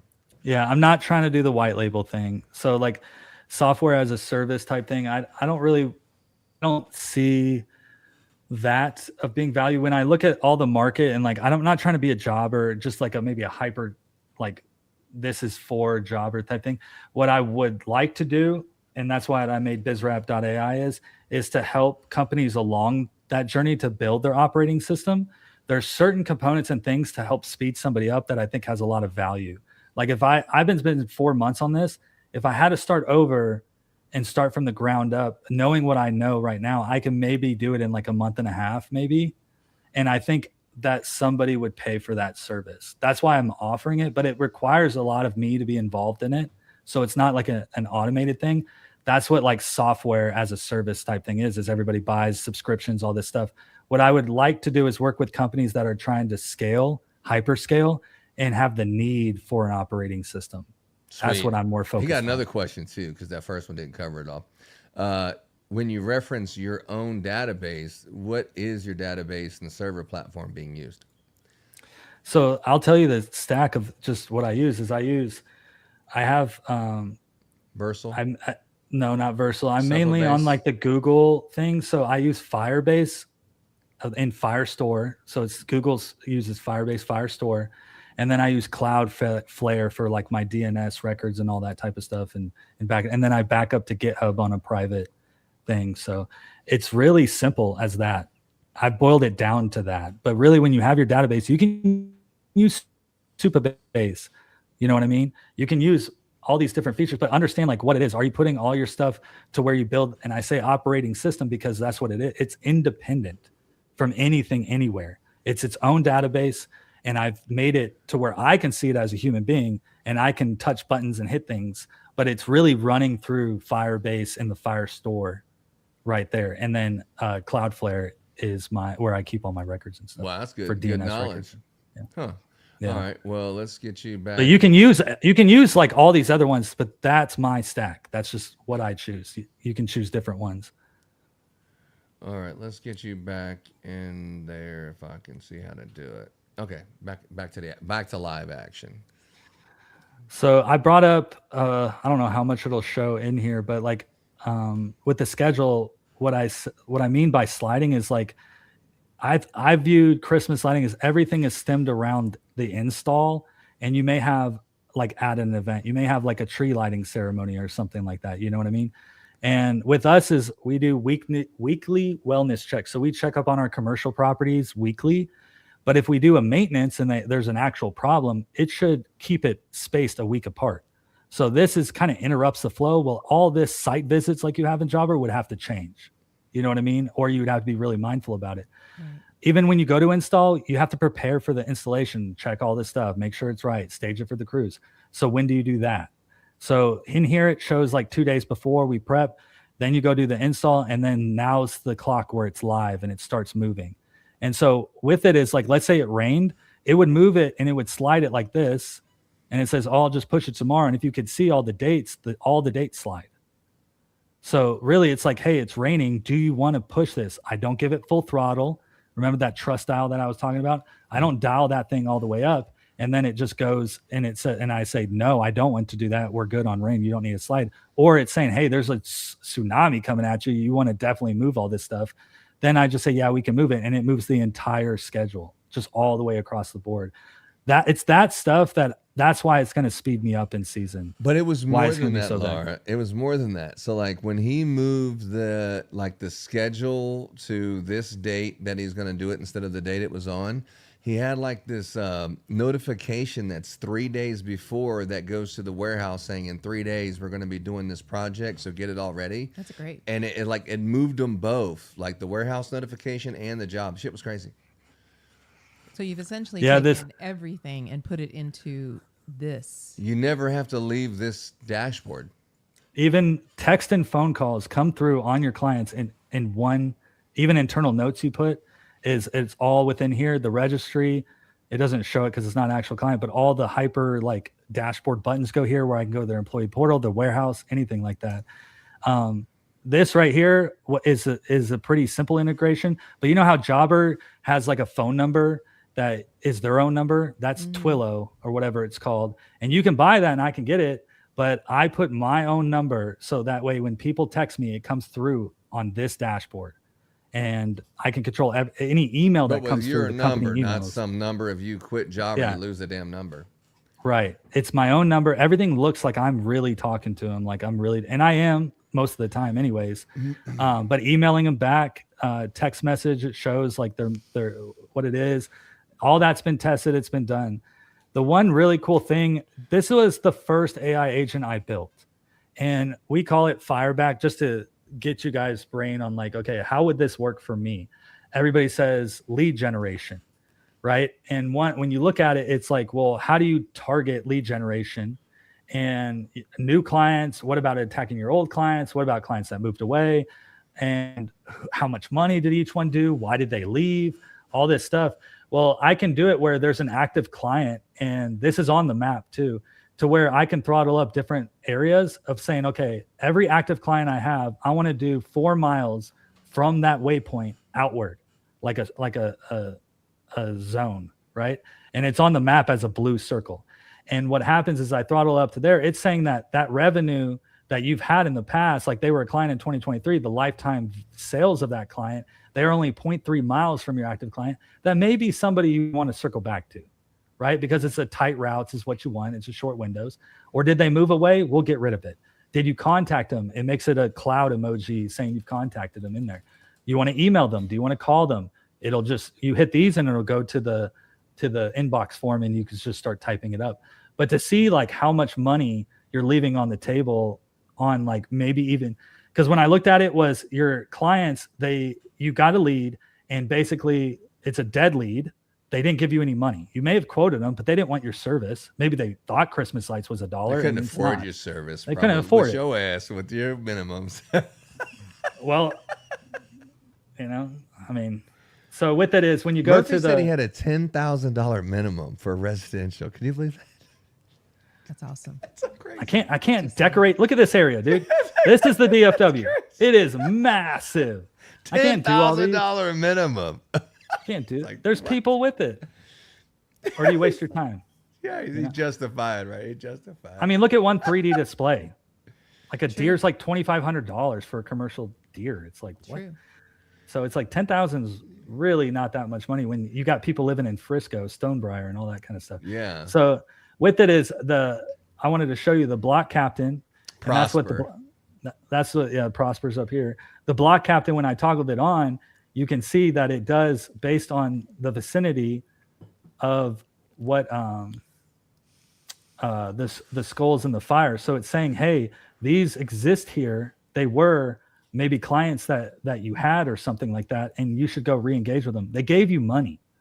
So it's just an easy way for marketing wise to maybe send a campaign out to say, hey, we missed you or something like that. How much could we just scoop up? That's the low hanging fruit of it all, right?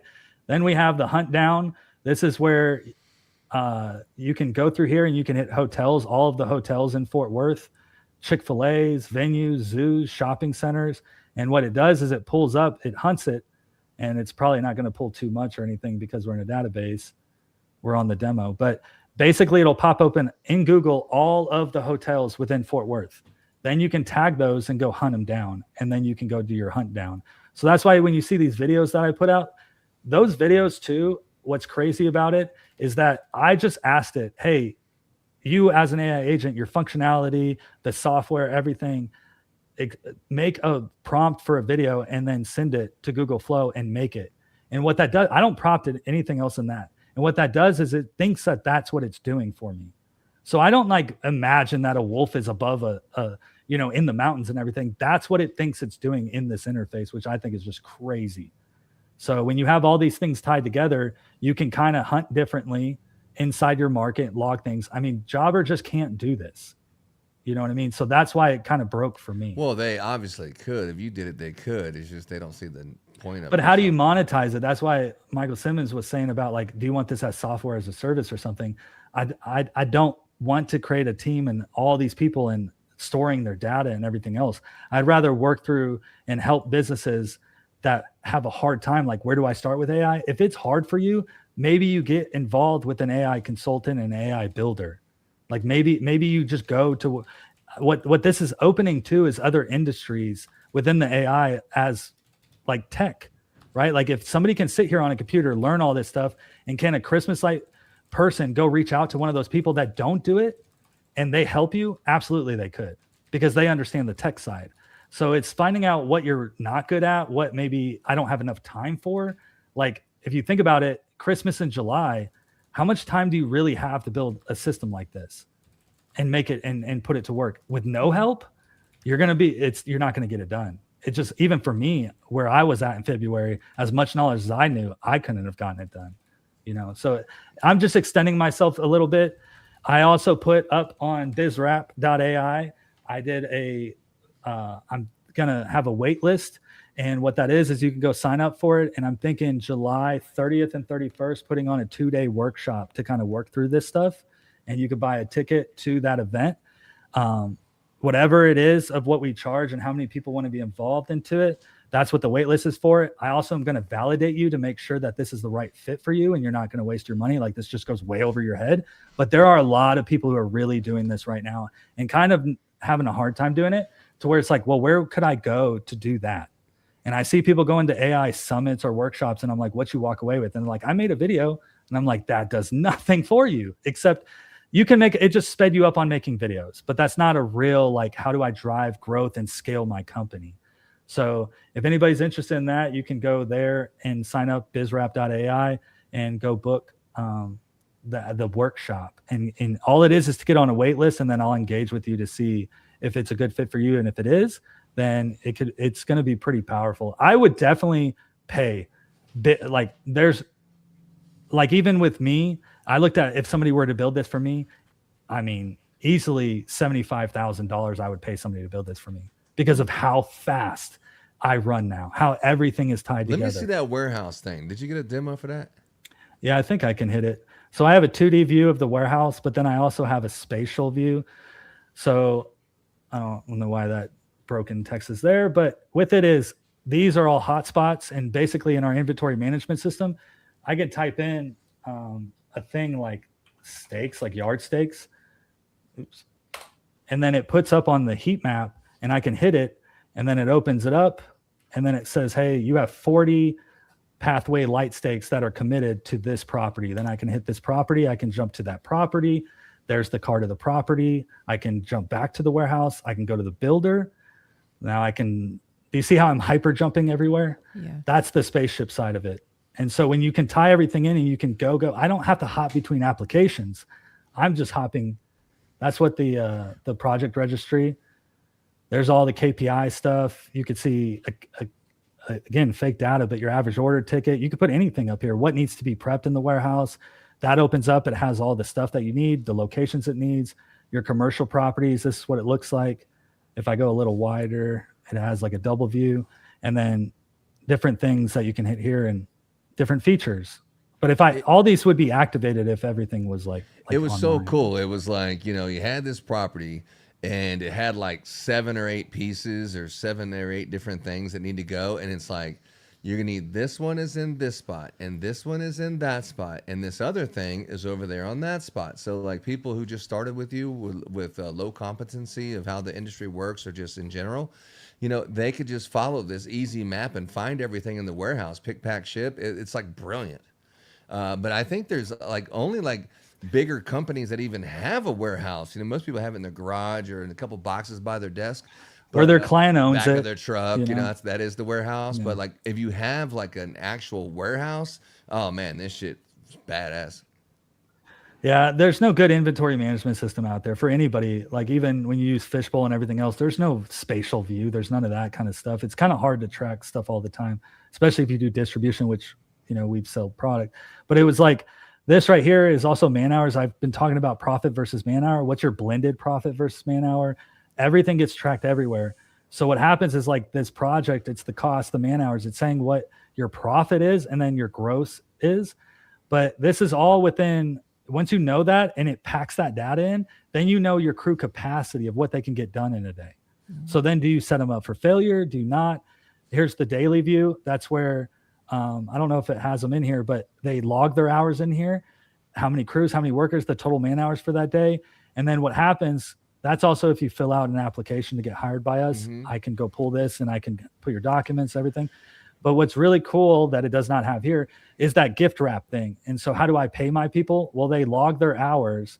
I can see how much per hours is on that job site. I think that's important. Even if you do pay for performance, that's cool, but still track how much time is a constant, not a variable. So you have to always be measuring that constant, and the variables you can change. So with it is contractors like to get chunked up into like 3-day increments. I just have all that stuff. It says I need to pay this contractor this amount of money. It could be multiple days. I chunk it up into a package. It looks like a real present. And then I tag it. And when I tag it, it sends money off and says via what, ACH or whatever, however a check.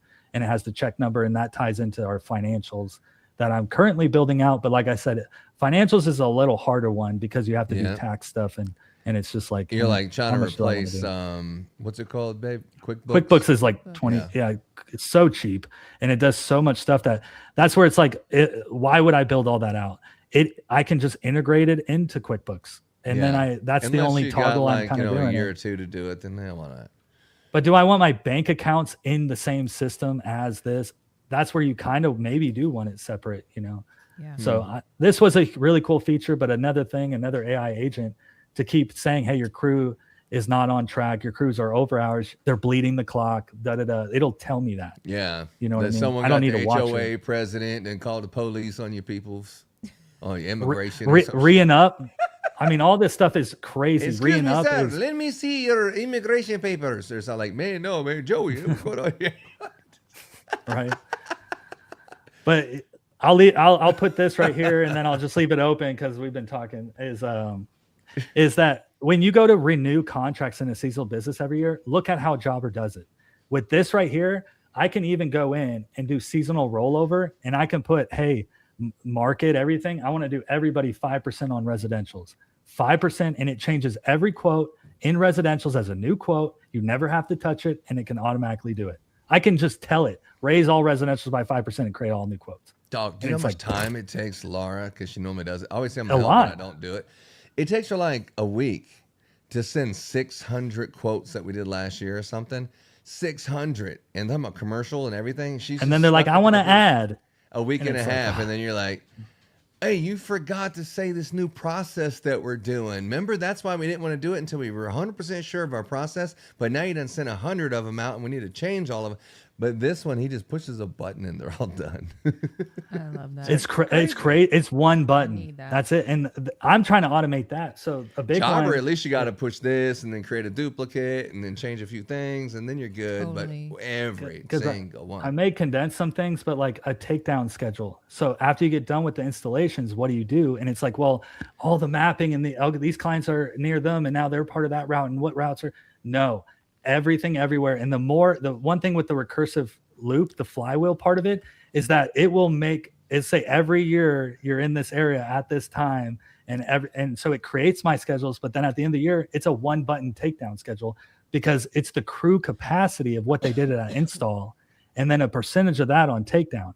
So like a 3D displays, you can quickly pick them up. It was quickly to put out. But if you do like a larger project that takes a lot longer, we can flag it to say, hey, this is going to be 10% of the project, like, because we use a pole and we rip it down. This one's going to be 25% of the project because we have to actually go up and get the wreath. We can't pull it down with a pole or something. So you kind of compartmentalize and you ground all that knowledge. It's in your head. You just need to put it there. And then it learns. And then as it learns, crews puts in notes. It sees these things. Hey, your crew was delayed by 10 minutes because they didn't know the gate code, even though I do have the gate code. They sat there and it tracks them of what they're doing. All this is not to get on to them. It's to see where the weaknesses are. And that's what AI does, is it exposes all the wounds in your company. I'm like a pinball machine. I tear stuff down in a week. None of this will probably look like this. It'll be even better. Like, and that's why I don't want to. A week ago, it's like, I thought you were smart a week ago. Damn, what I was thinking. But that's where I don't want to sell software as a service because of all the ideas and things, and you can build. You need to be the creator. You do, and then create an engine that everybody can run around you. You need to create an engine. The only way to do that, like all cylinders firing, is a recursive flywheel that's self-healing. That's the only way to do it. And so if you don't aim for that, dog. Yeah. What was the question I had, Laura? I don't know. What's the question? You got a question loaded up, girl. All right, so takedown. So this is like, if you're like a professional Christmas light installer, then you know what I'm talking about. If you're just teaching people, you probably have no idea what I'm talking about. But anyway, takedown, it's very difficult to start figuring out how you're going to take the lights down on December 27th.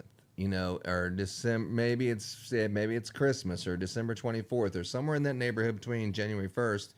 You're like, okay, shit, we can have fun in Christmas, but you still got all these properties you got to take down. So what's our plan and how we communicate it? And then I start thinking to myself, like, you probably, when you close them down and ask them, hey, what's your color choice and all that shit, you probably should have also asked them, what's your takedown preference? And then it had already been done. But, you know, you prolong that because you have the install part figured out, but you don't have the takedown figured out. But it's one of those, I'll do it later thing. But when you're supposed to be doing it, you're like, shit, I should have already did this. I should have asked them this in the beginning, you know, and then they can just fill out something and say, hey, change of plans. I'm having a party on this or that. But I mean, because it's very difficult to get a hold of 600 people, you know, around Christmas time because they're busy. That's why they hire you. One, it's dangerous. And two, they're busy. You know what I mean?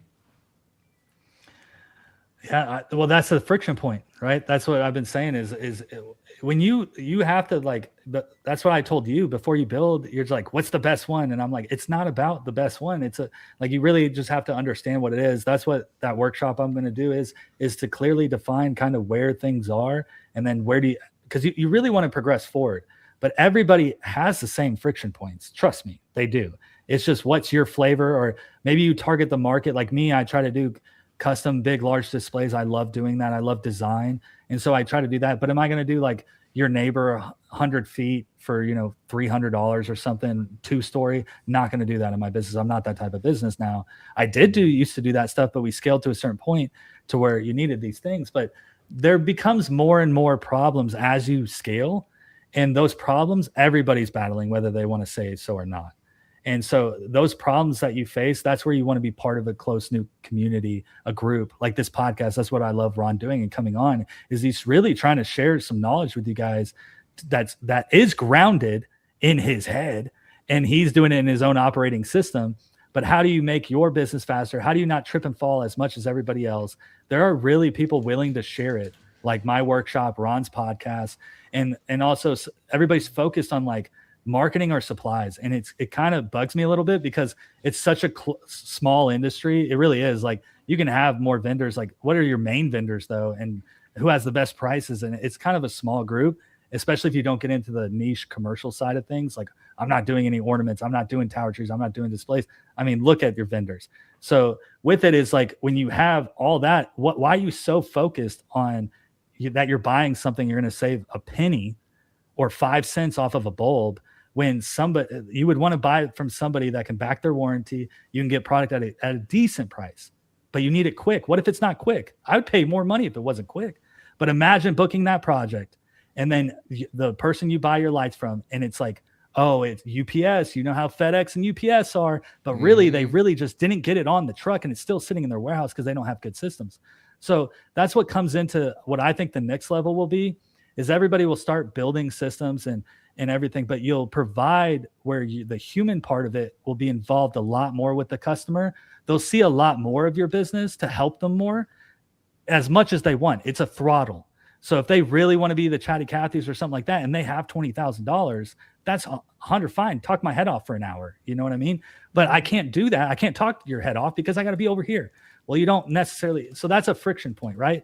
Those things with AI solve that. And what's going to happen is everybody will build systems, but if you don't build it the right way, like if you put your API keys and don't put it in a .env file within your database, and you put it, it'll be public online, bots will scrape it, and then all your data is released of your customers.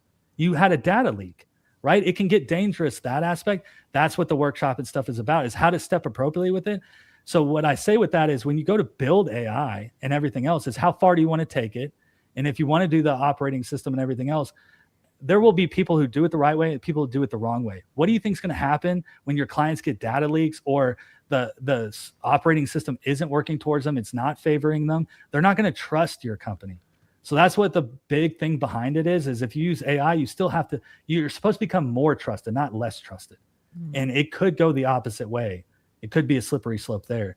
So that's why you would want to educate yourself as much as possible, reach out to people and do it like, hey, I want to go for this. I don't want to be a lifestyle business. I want to hyperscale my company and I want everything in one place. That's what everybody is saying, but I don't know if that's what everybody wants. And that's why I don't want to offer anything to anybody. I want to help guide them through the processes. Yeah, that's a good point. I mean, but at the end of the day, our business is people who wait till the last minute and then they want to get in and they want to be up to speed and they want to be great and they want to start a company. There's the friction point right there, though. And waiting last minute. But if you didn't wait last minute, you wouldn't have that problem. If you have a solution like, hey, you actually can wait till the last minute and you could actually get a website in 2 days and you can get a system and you can have the pricing together. You can't. If you could do that, that's what the industry needs. But it's just like, but that's what they're, but look at their knowledge. Or is their it? Knowledge isn't grounded. No. So then you shove it into if I shoved everybody's knowledge of their company in this database, I bet you it doesn't even show everything because it doesn't know where's your gate codes in Jobber. How is this thing supposed to know your gate codes are in internal notes and attachments? The job stuff, like where is it? And so if you don't have everything grounded, that's what everybody needs to work on first. So you can't just release the spaceship and say, oh, fly the spaceship and everybody waits last minute because your knowledge isn't grounded. You don't have any, like that little data chip you that upload into the matrix. You can't even do that right now. It's too messy. And that's what the choke point is in the companies. Why the bigger companies if I gave this to a giant company 5 times bigger than me, but they have a giant mess of database and they didn't ground their knowledge, it's not going to work. That's why I want to work with people to like ground their knowledge, get them set right, and then you get on that spaceship. And do you know where most of the work is? Grounding the knowledge. So everybody thinks they can just build this real quick. What took me so long? Organizing all. Do you know how many photos? Your photos aren't even named. They're like image 6073. You need to fix those problems first before you can even try to attempt these things. And if you don't want to do that and you're a lifestyle business, but just know people are going to create spaceships, they're going to ground their knowledge, they're going to have all their photos named, and then they're going to have a machine that names the photos for them as they go after that. That's where you want to get to. That's what you're asking, but that's not what you're doing. What you're doing is boring. That's going online and fixing all your photos and okay, I'm ready. How many people are ready? Right. That's the real thing. That's why I said I could show this fancy spaceship, but if I try to take it and inject that Trinity, fly this Black Hawk helicopter, you'll just be lobotomized or something. It's just not going to work. You know what I mean? So, but once you understand it, that's the point. That's what the workshop's for. Is like maybe you don't walk away with a working AI agent. That's snake oil. That's smoke. Look through the lens and find out what really. I'm saying that we're going to put the components and pieces together so you can go do your own intellectual property. Oh, look, right? It's Frederick Zimmerman, formerly known as Fred Zimmerman. He said, not me, not me. I don't know what. Yeah. What's up, Fred? Well, but then Fred pays for, somebody to help him along. That's the thing. If it's not for you, but Fred operates in a machine that is a big engine. Well, but is it clunky, I have a feeling that you have a little bit of jealousy over that photo rendering tool that they put out the other day. No. My photo rendering tool even blows theirs up. Let me see it. But they're a lead generation is what it is. They're selling leads. I don't care what you say. You're selling leads, dude. Yeah, it's over your head. Yeah. Find somebody that it isn't over their head and then inject them into your business so you can also fly a Black Hawk helicopter very quickly, Mm-hmm. Well, let me see the rendering that you speak so highly of. No. No? There's. I think the biggest thing too is like, it's ready, but the thing is, it's like then I wasted the next 30 minutes or 10 minutes or whatever we're gonna do here on that, and it's like if you look at it, like look at how you put your proposal together. You want to see what I'm working on? But like our proposals are auto-generated. They do everything from the quote to the renderings to everything that's auto-generated. I never even touched the proposals in their build. That's more impactful than what you're going to show me, because proposals help close the deal. What I'm going to show you? Well, the thing is like, it's a good tool. Look at him backing up. Look at him backing up. No, it's a good tool. He's in reverse. Get the shit in reverse. No, it's a good. The thing is it's a good tool. But can I do the same thing on Photoshop? Yes. It just takes longer. But did that create a recursive flywheel? No, it did not. It's just one component of the flywheel. So you have step A of letter Z all the way to letter Z, which is great. It's a great tool. And yours is actually pretty good because it ties in different things. But if you compare it to what CLC has, yours is like 100 times better. All right, now just let me hold on. Just give me a second. Let me drive this damn thing. Give me 1 second here. What am I looking for? Do you want an address? Let me see if I can. I guess that's work. Okay, so this is like the design studio, but it's you know, if a homeowner is looking at it, they're not going to see the things a contractor would, or, you know, a contractor would see different things. So this is just how I can toggle, but they'll only see whatever it is. Let me remove us out of here. All right, so like basically you can upload a photo like anyone else, or you can use a demo image, the North Pole Studio, or like, you know, when you're talking to a customer, when you're talking to a customer, I mean, basically you're on the phone with them, and then the hardest part is sending them a photo rendering, because you have to put out the estimate, you have to talk to them, keep them busy, give them something to do, and then you also have to say, okay, the estimate's ready. Now let me do the Photoshop and do a quick little rendering, and then let me save that and put that into my estimate, and then let me send it. That part is very time consuming.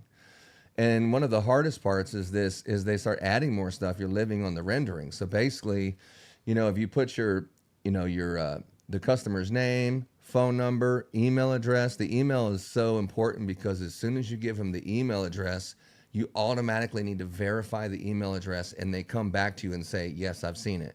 Or they push a button and they go to your interactive studio so they can see you building this. Or go, for us right now, they go to kingdomchristmaslights.com and they can see examples of houses we did in different colors, sorted by colors in these cards, interactive.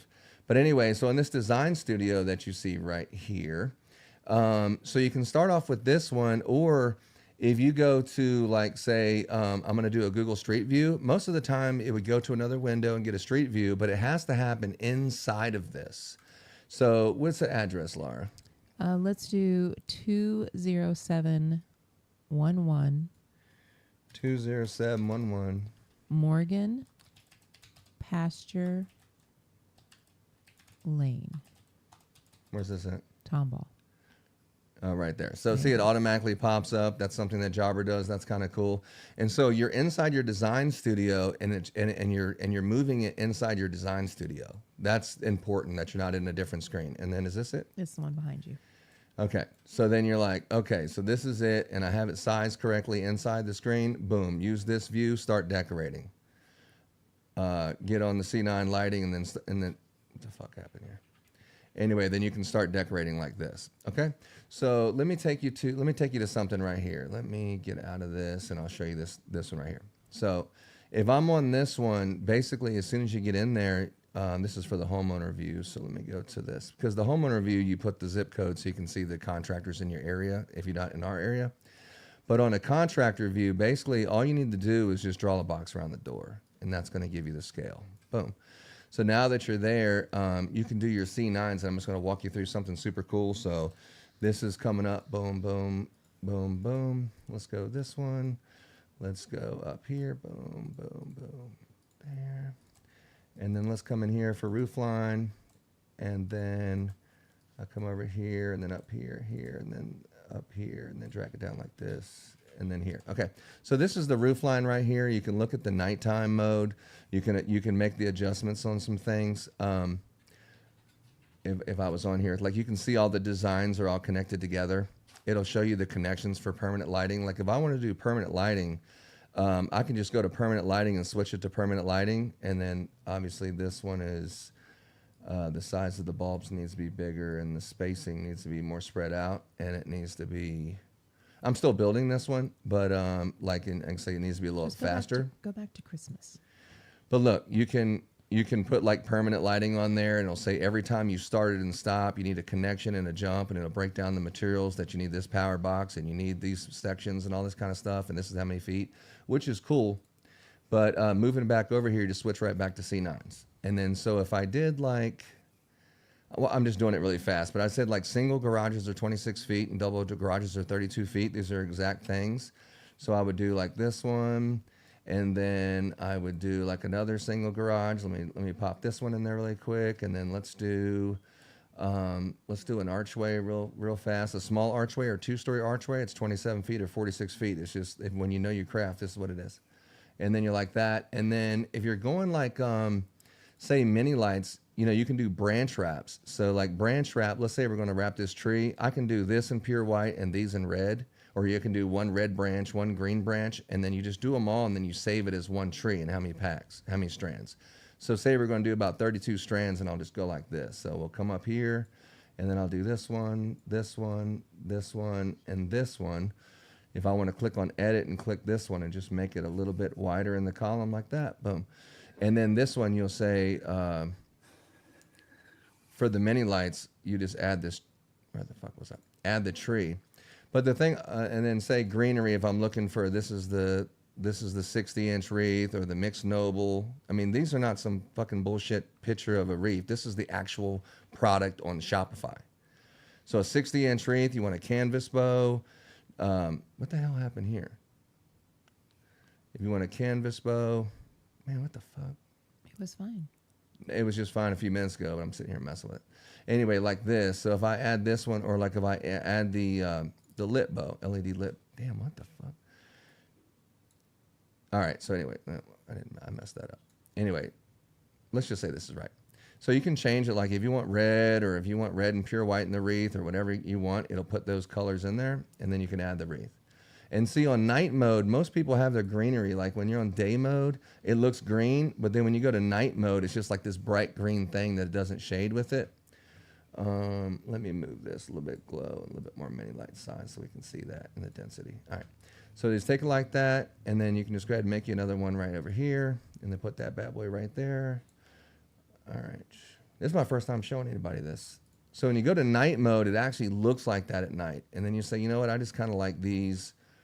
Let's go white and pure white here, and let's go 2:2 ratio or 3:3 ratio, and then just select for all, and then everything has red, red, white, white, even on the reefs and everything. And also the garland. This is another thing that no one's doing.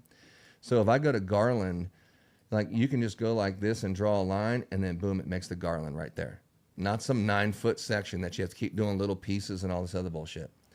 So that one's cool, and it does the night, and it has the lights in it. So as you change the lights in the wreath go, or like this tree, what you're seeing with this tree is it's on a 3-3 combination. So if I went to like maybe a 1-1, it would be a tighter, see? Let me click off of that. So a tighter candy cane kind of thing. And you can do like when you're on the garland, the greenery, you can go to like, and you're probably thinking this is a lot of shit, and I'll explain it to you in a second. But if you're on garland, you can say, I just want to do columns. And then maybe I'm just going like this with the garland, right? Maybe I'm just doing a few of these, and then, or maybe I'm doing the entryway door. So then I'm just going like this, and I'm just doing a real quick entryway with garland, which will count for 3 pieces. But anyway, you can see these aren't shaded yet. I'm still working on it. But the scope of work for this exact one, and let's add the ridge line real quick. Let's say I'm gonna do the ridge line, and the ridge line is gonna be like this. It's gonna be like this, and then it's gonna be like this. And then this one's gonna come here, and here, and here, and there. Okay, anyway. So I have the ridge line. So basically, these are the things that are optional or recommended. So the roof line, so that's going to be good. The ridge line is definitely going to be optional. The archway will be not even an option. The garage doors might be a recommended, and you know, the mini lights and stuff. But if you look on the left, the materials needed. Let me get these numbers right. 183, that's correct. And then usually the ridge line's not correct because you can't really see a lot of it to decorate it correctly. So you got this one is this one is so you're increasing the footage. Yeah, so I think it's probably about 170 is what that one is. All right. And so right now, this exact job, and this is the inventory that you're going to do, because for this one, for the pure white and red with this one, and then say I did this one little tree, which is a branch wrap and canopy, we're going to come over here. This one's going to be in the 6 strands for this trunk. It's going to go like this. And then next is the C7 canopy. We're going to do red and white in that one too. And it's going to be right here. And this is going to be the C7. That's and cool. we're probably going to need about maybe 40 bulbs for that with the 36-inch spacing. Boom. So we're going to add that part, and it's in there.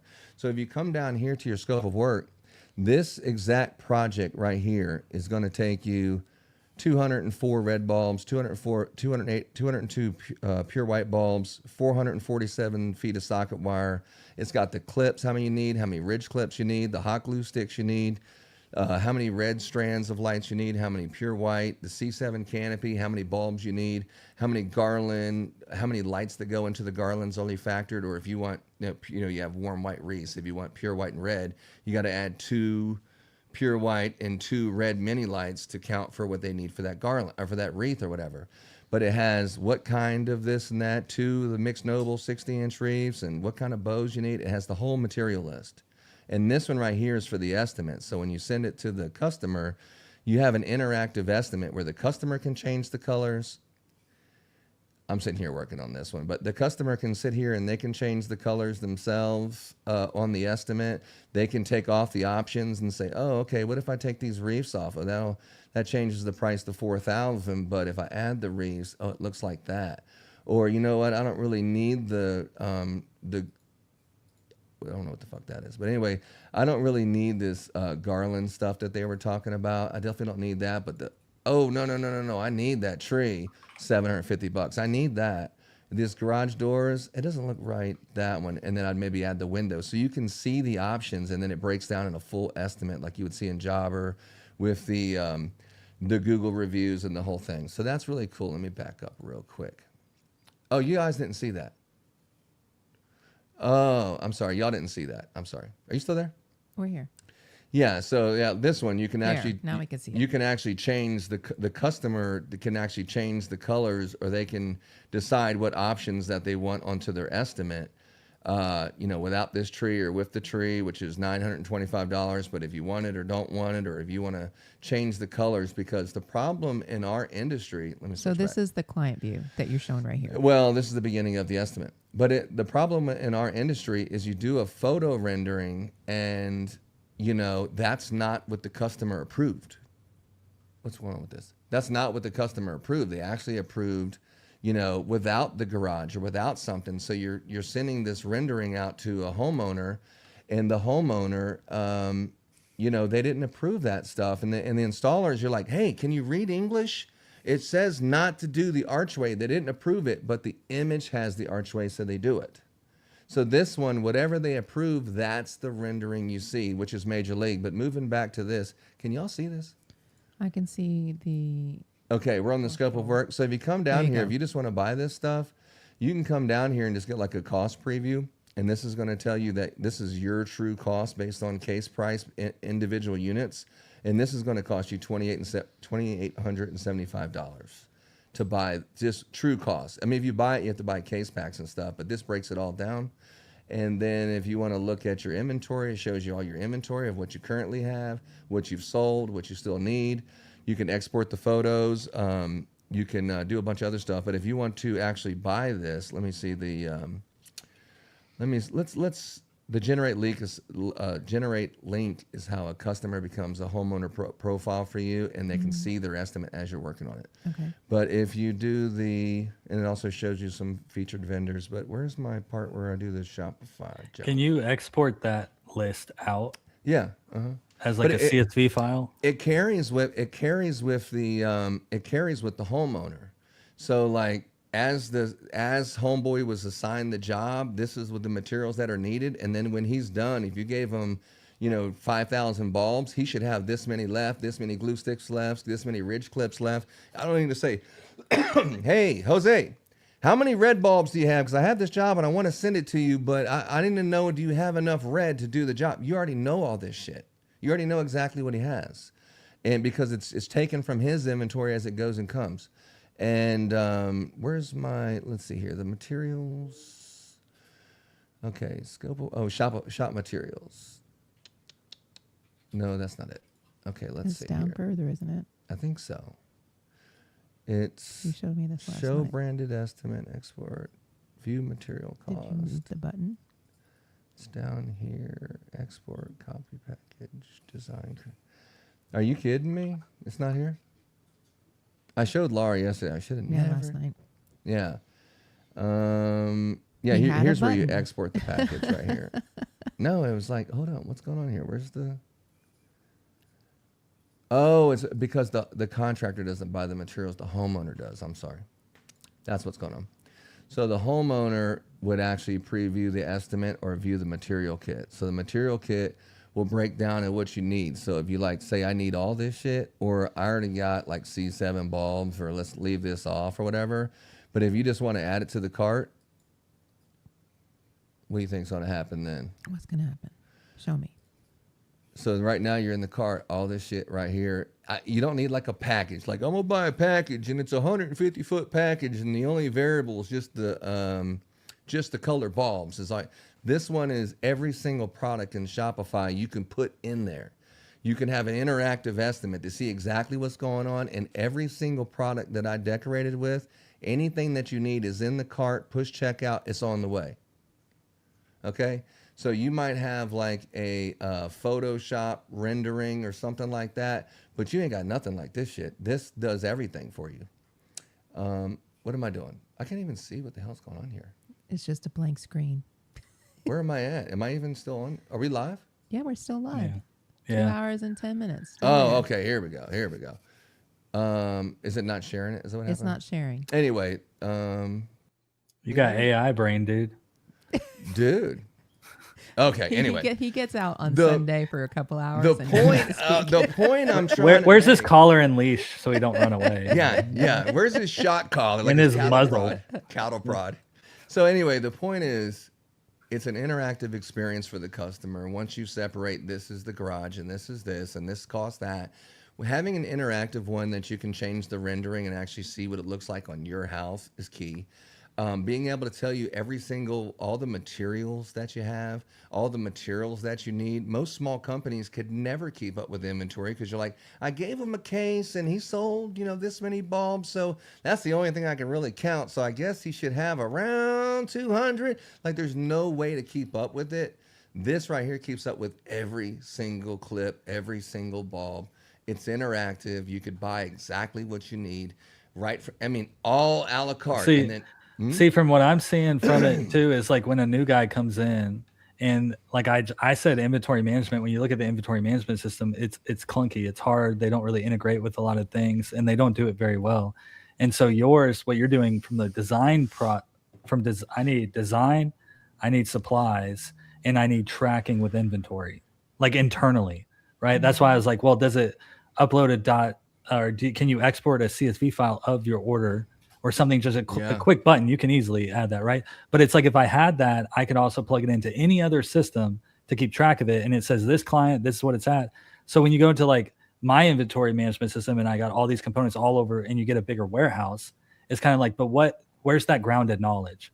Well, by using something like you have, getting started, right? Like if you have those in applications and you don't have your own operating system, is like, this is a great feature that you could pair with Jobber or something else to where it's like those two solve a lot of your problems that you're going through with running that home service company.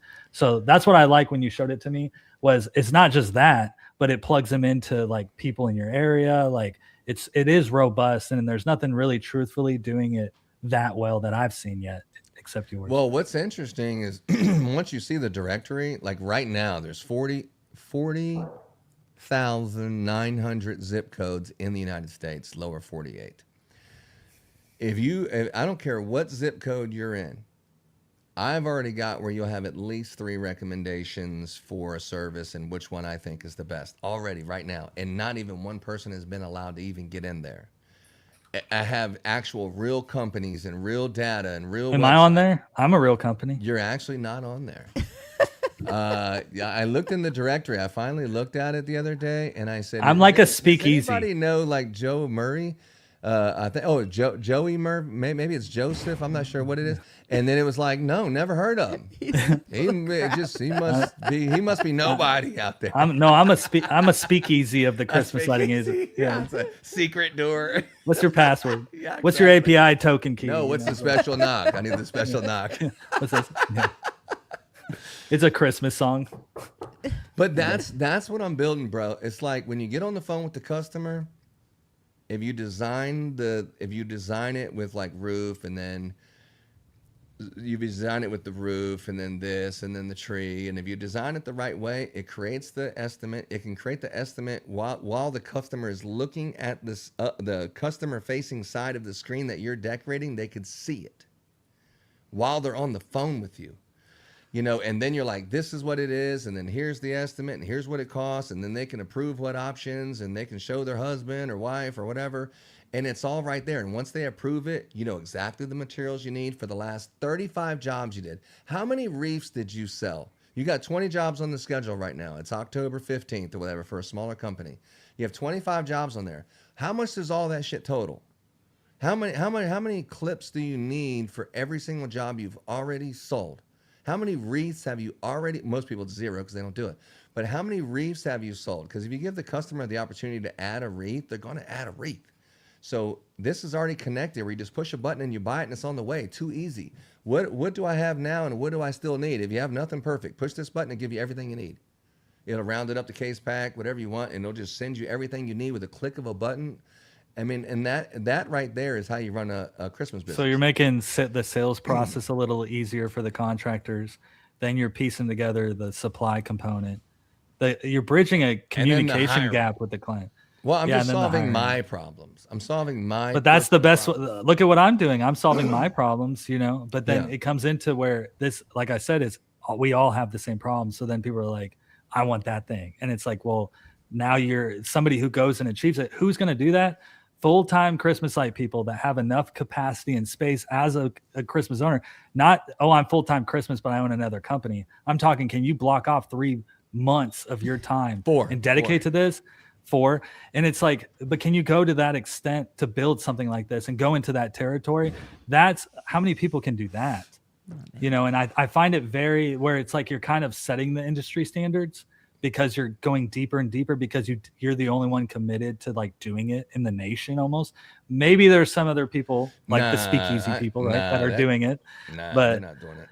I mean, the next step, Joey. I find that they're running their companies and not like going to the next level of like scaling. Well, the thing is they're done with Christmas lights, and then they're working the pressure washer next week, and they're not stopping. If you're full-time Christmas, you have plenty of time to do this.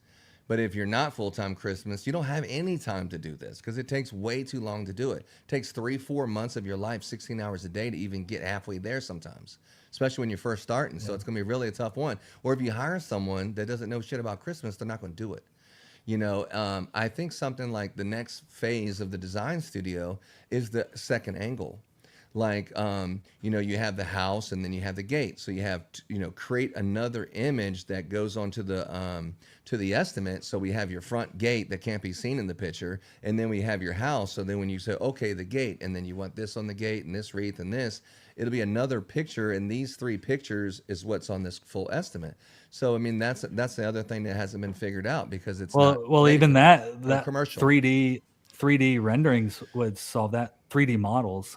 So I have like you can take this picture and then I have the Santa AI, which is like ChatGPT that's logged into tokens, and then it'll just take this and make that little photo rendering. But you don't want ChatGPT to just send you a rendering of that house decorated with Christmas lights because that's not being transparent with the customer of the scope of work. But you can't track the inventory. That's the thing is like you can do it. Hey, is this a good idea? Like you're throwing out design ideas, but it doesn't ground the knowledge of like the inventory. Where do you go buy it? It's all those steps that you're getting slowed down with those friction points.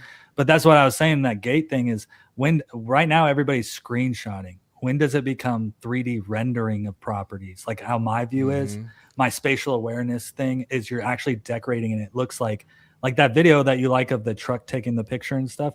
when does it get like that? When do you think? Yeah, Like, I what mean, I time? think you can put it in Gronk Imagine, or you can put it in the, what is it, the Google Flow, and just the picture of the final product, and then it would have like it's zooming in on it with a, you can do that in 10 seconds, like making an AI virtual visual of it, especially for commercial properties when you place all the products. But what about designing like what you're doing? It's all 2D, right? When do you think it'll get to 3D where you're designing on a 3D model? I think it's already here, because if you send a picture, AI will make it look like. But you can't ground the knowledge, is what I'm saying. When do you get the 3D model to where you can actually string the lights on there, put the wreath at the top of the peak, and it tells you to buy it? Tells when you generate the quote. Oh, I see. Like what we're doing, but in a 3D model. That's the next step for me, because that creates spatial awareness. Now you can actually tag a wreath of an actual GPS waypoint. Yeah. And it's not an overhead or this view. It's not 2D plane. It's 3D plane. When does it get to that? I don't think it's too far away. Maybe within the next year. Yeah. Yeah. Fred was like, he was listening like intently. He was like, man. It was Stands. Stands is He's not talking going to about be the happy. strands, dog. The strands. Strands. Yeah, the Strander ain't going to be happy is probably what he was trying to say. Strander ain't going to be happy, and I wouldn't put the garland there. And next level, and I'm listening to a robot, and Beep boop, beep boop. He's like R2D2 dinner. I got to take my pocket protector out and then beat your ass with it. Yeah, shit like that. I don't know what that now. Yeah, you don't know nothing about a No, pocket I don't know protector, nothing. like No, I don't know Revenge of the nothing. Nerds, Yeah. Lambda. That's not your fraternity. Come on, dog. Let's be honest. All right, boys. All right. But so the big thing with all of it though is when you look at it is there's layers of things. And so like it's just what layer do you need, what layers it's going to go to, and then how can you use it to make money with it to better your life. So like even with this AI stuff, I have where my cockpit says when it's ready to take off, and that tells me when it's time to take off. Like for me, like you don't like that. You're like, don't tell me to stop. Well, I need to know when's the best time to take a vacation. What's the most optimal time for me to take a vacation based on what I want to do? Like if I want to go to Australia, when's the best time to go to Australia? It tells me the whole Is thing. this what took so long to tell me when the date of the damn rehersal? I mean, Oh my goodness. No, I didn't. the wedding vow renewal. I just started in February, and then no, that's not it. But do you see what I'm saying? Like, is to build the components to actually better your life and actually run your business better. None of this. If you can do it, but you're just doing it a little faster, you're not closing the loop. So the one thing that I like from, I think his name is, I'll chop it up, but he's from Moonshots, the podcast. And he said that your humans were in the loop. It's your job to get on top of the loop. So you're in the process all the time. You're the choke point. It's your job to get out of in it and get on top of it. And that's what I feel like what we're doing is we're trying to be less involved into those components, systematize. When I say less involved, we're diving so deep to back out. You know what I mean? And it just run kind of its thing. You have that engine, but you got to get out of the loop, not create those friction points, get on top of it, and create those systems and processes for yourself that's going to actually do something in your life. You can go and get like Strander. That's great. If you just want to pay that, or there's other ones in the market and stuff, or there's Ron things, but look at what Ron's thing does for you. You know what I mean? Like it does certain components that Strander doesn't do. But again, it's if maybe Strander doesn't want to. No, it's like, you can approve the quote, get it paid, put it into processing, schedule that job to the crew. I mean, this is like the whole thing. This is everything. But is it like the same price? Is it like, no, mine's 3 times more expensive? And it's like freaking free. It's like $20 a month for everything. Yeah. See, that's, once you build it, of course. That's a lot of value, but it's just like, there can be all different people in the market doing all different things, but it's like, who has the best? Well, the best for the new guy is not the most money best features. It's just, I need to get started. And that's where the OpEx and CapEx comes in. You know what I mean? That I started the recursive self-healing flywheel. This is like, if you said it's going to be 2 hot glue sticks for the archway, and you said this size window gets this many glue sticks, but then the crew starts saying, no, it was this many glue sticks, and then it's self-healing and say, okay, from now on, let's change it to this many glue sticks based on, you're getting the input and the data. That's why you can't get emotional, and you're like, no, I know it's 2 sticks, and you're stealing sticks. You're wasting a stick of glue. I'm taking it out of your paycheck. Yeah, but it's like, well, that's weird. Why did we use that much glue? And then this year we used this much on this property. That's where it's like, well, I'm tracking the weather and the humidity of even when we install the glue. Because in October in Texas, it's hot. It takes a lot longer for it to stick. And then a little bit of rain. Also, the weather temperature fluctuations are harder. So then it expands and contracts of the glue. And what direction the house faces? What afternoon sun is a big one. Why do you think I had the winter solstice and the directions? What facing the house is? Once you give it all of that information, and it can with just some components. Everybody thinks it's so robust. It's actually like, okay, what components do you need for that? You need a weather tracking app. What is that? I use Windy is what it picked. There's a couple other ones, but I like the lightning strikes around me and everything to know how much it is and how active a thunderstorm it really is and stuff. All that stuff to me matters when you run operations with the crews. So now he's like, what's the best time to glue? You think after 5 years, I would have enough data to know exactly the best time, the humidity, the time of year, everything based on that trending? I'll be more equipped to make the right decision, essentially. Mm-hmm. Yeah. I mean, the whole thing is about making your life easy. If you can get on the phone with a new person and you can have the estimate in their hand in 3 minutes where they can say yes and buy it and they can completely see exactly what you're going to do, all your disclaimers and terms and conditions and all that stuff is there, that's gold. And then if you could figure out AI to do the phone script and do all this process for you, it's like you don't even have to speak English. For the people who don't speak very good English and they're business owners, they won't even know you don't speak English till they meet you. You know what I mean? Yeah. Because the processes do all the explaining for you. It's like, this is the best way, I think, for our business. And I think we're creating a digital real estate. And we're going to be the first lease client for our own digital real estate. And then we'll be able to handle probably about maybe 10 companies that are doing the same thing we're doing with the, you can do the rendering and buy the materials of your homeowner, period. But to actually do the estimate process and run the same pay scale that we do, it's already in there. The payroll's done, everything's done. If you want to run your company just like us, we could probably take 10 companies this year.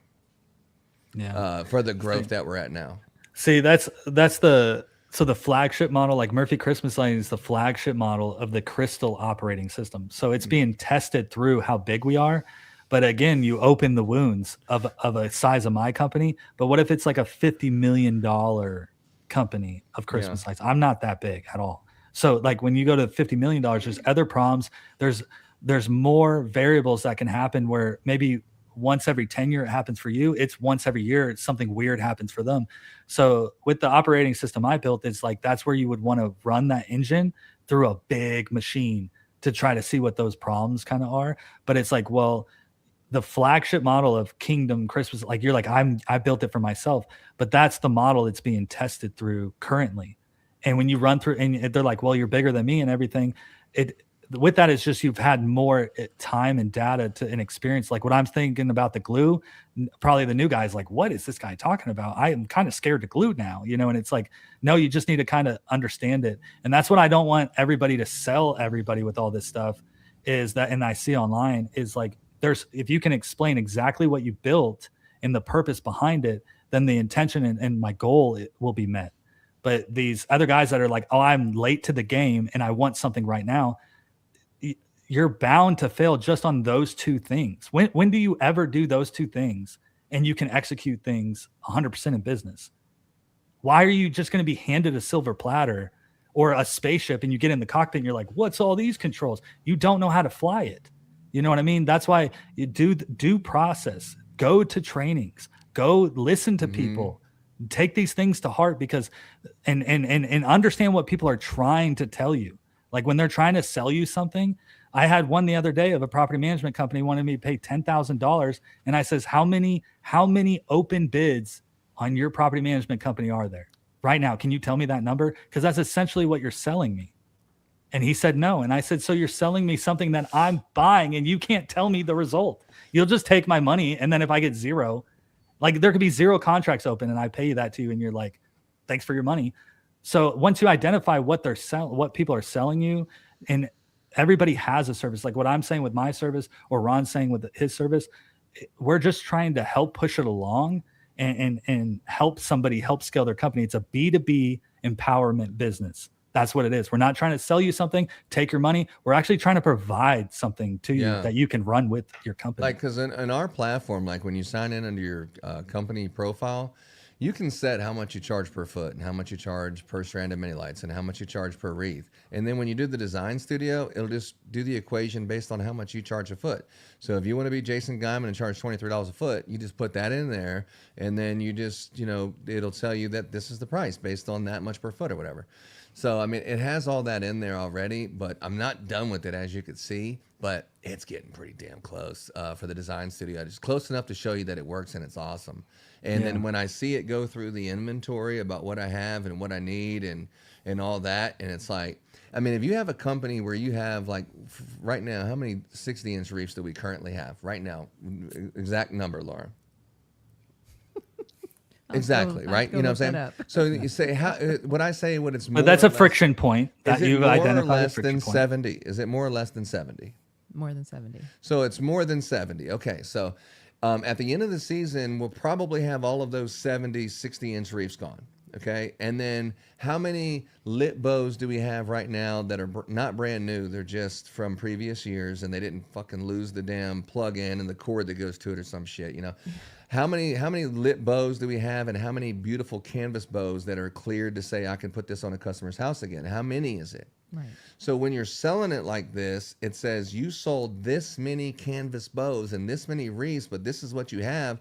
So you only have 15 more, but like what you were saying, but you got a whole bunch of this kind. So stop selling that and start selling what you have, but you don't know that because you're just selling. And you're like, before I sell anymore, let's go over to the warehouse and manually count these things and make sure we're not overdoing it. But it would take you like 20 minutes to figure out, well, let's add up all the stuff we sold first. And it's just like impossible. You need something that's instant, that doesn't take any of your time, and someone that works for you just saying, boom, and they can access this information in 2 seconds. That's what you have to have if you're going to run it any bigger. If not, you're never going to scale to a higher level because you are the bottleneck. You're the reason, because you're doing it. And like you said, it's all in your head. So when you hire someone, it's like, okay, well, tell me the process and tell me your phone script and tell me this. You're like, phone script?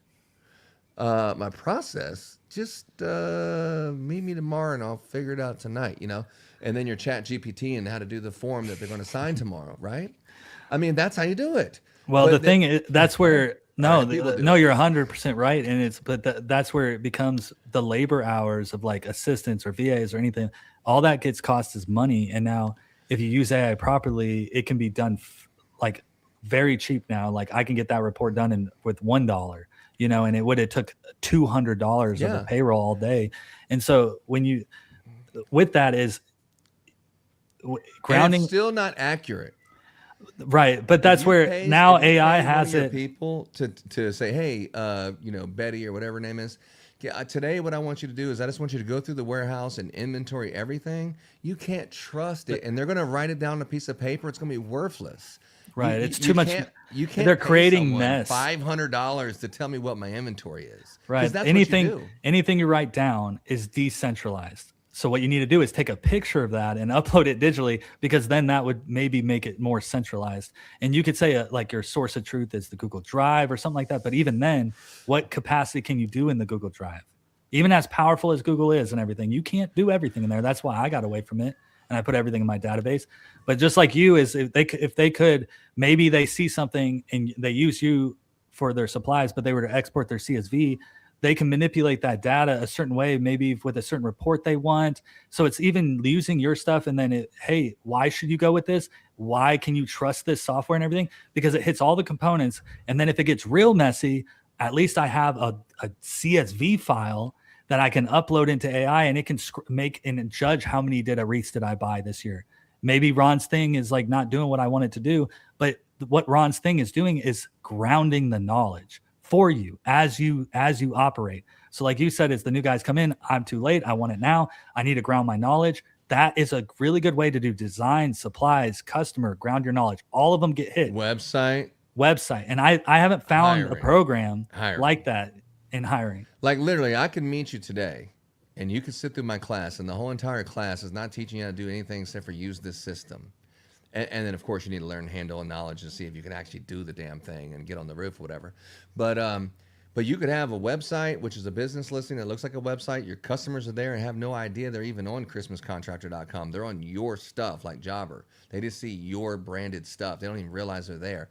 But you can have homeowners, you can have the process, the pay scale, you can have the design studio, you can have the products, you can get the hiring, advertising, a website. You can have it all in 2 days. I've got that set up. I got that shit on lock on the speed of which you can do it for just the reason for the season to get them ready. And that right there is something no one can do and no one has done up to this date.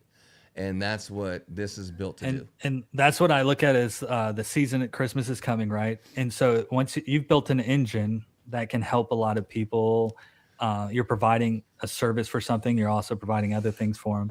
All those features to where as Christmas is approaching, what are you doing to kind of prepare it? And then what plan is it going to be to where if somebody wanted to recreate or even say, Ron's got a good idea, but I can build it myself. At what point is there a point of no return where you can't?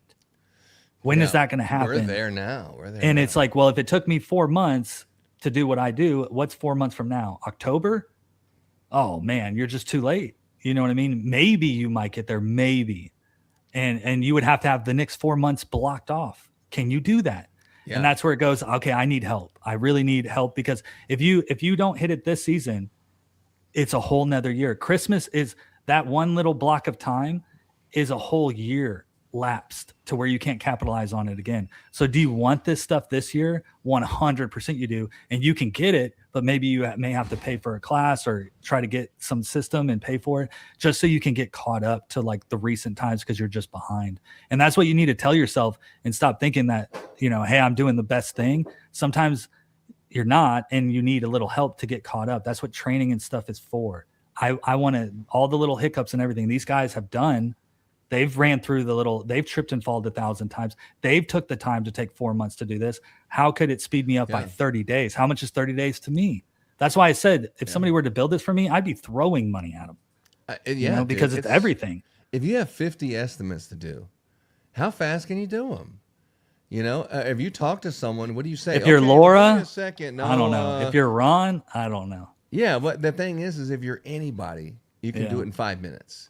But most people, they'll say like, I'm not going to call my buddy David out, but anyway, David would say like, beep, hey, beep, beep. You want the beep, beep. Do you want to get an estimate? Okay, well, tell me about it and I'll look it up. And right now I'm driving, but when I get stopped and stuff, I'll send you an estimate. And then it's like 2 days later and you still haven't sent that customer an estimate. And you're like, I know, but I was going to, but I'm busy and I'm doing this and this. And you're just dropping all this money. Because it's so tough because you can't even handle the way the phone rings with normal customers, much less one that you said you would call back. And that's how busy it gets. And that's when thy cup is overflowing and thy boat is not big enough and thy is drowning in blessings until the water recedes and you're on the beach going, damn, I should have built a bigger boat. And then I'll do that next year. But in the meantime, where's that pressure washer at again? And where's that paintbrush? Or where's that roofing nail or something? And then you just completely forget about it. Yeah, it's the bigger boat thing. So like, I don't know in your group, I've seen it in other groups and stuff, but it's like when people say, well, how many customers are you going to do this year? What do you want to grow to this year and everything else? And they'll be like, oh, I want to scale to like double. I want to do double. But like you said, that boat is like, did you build a boat to hold double? And you're going into the season with a boat that's twice as big? I don't think many people are. I think they have this theory.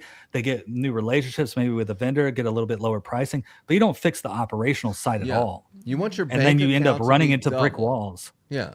If I got 100,000, I want 200,000. It's like, okay, how? How are you going to 200? Like, show me where you need to be at 200, and then reverse engineer that back, and then tell me what's all the answers to all those questions of how you're going to double. Because didn't you do the best you possibly could last year? Where were you just like half-ass doing it and you're going to give more effort? No, you gave all the effort and you did the best you could last year. And somehow doing the same amount of effort, you're going to do double? Maybe. Maybe the first couple years you went from 20 to 40, 40 to 80, and 80 to 160 or something.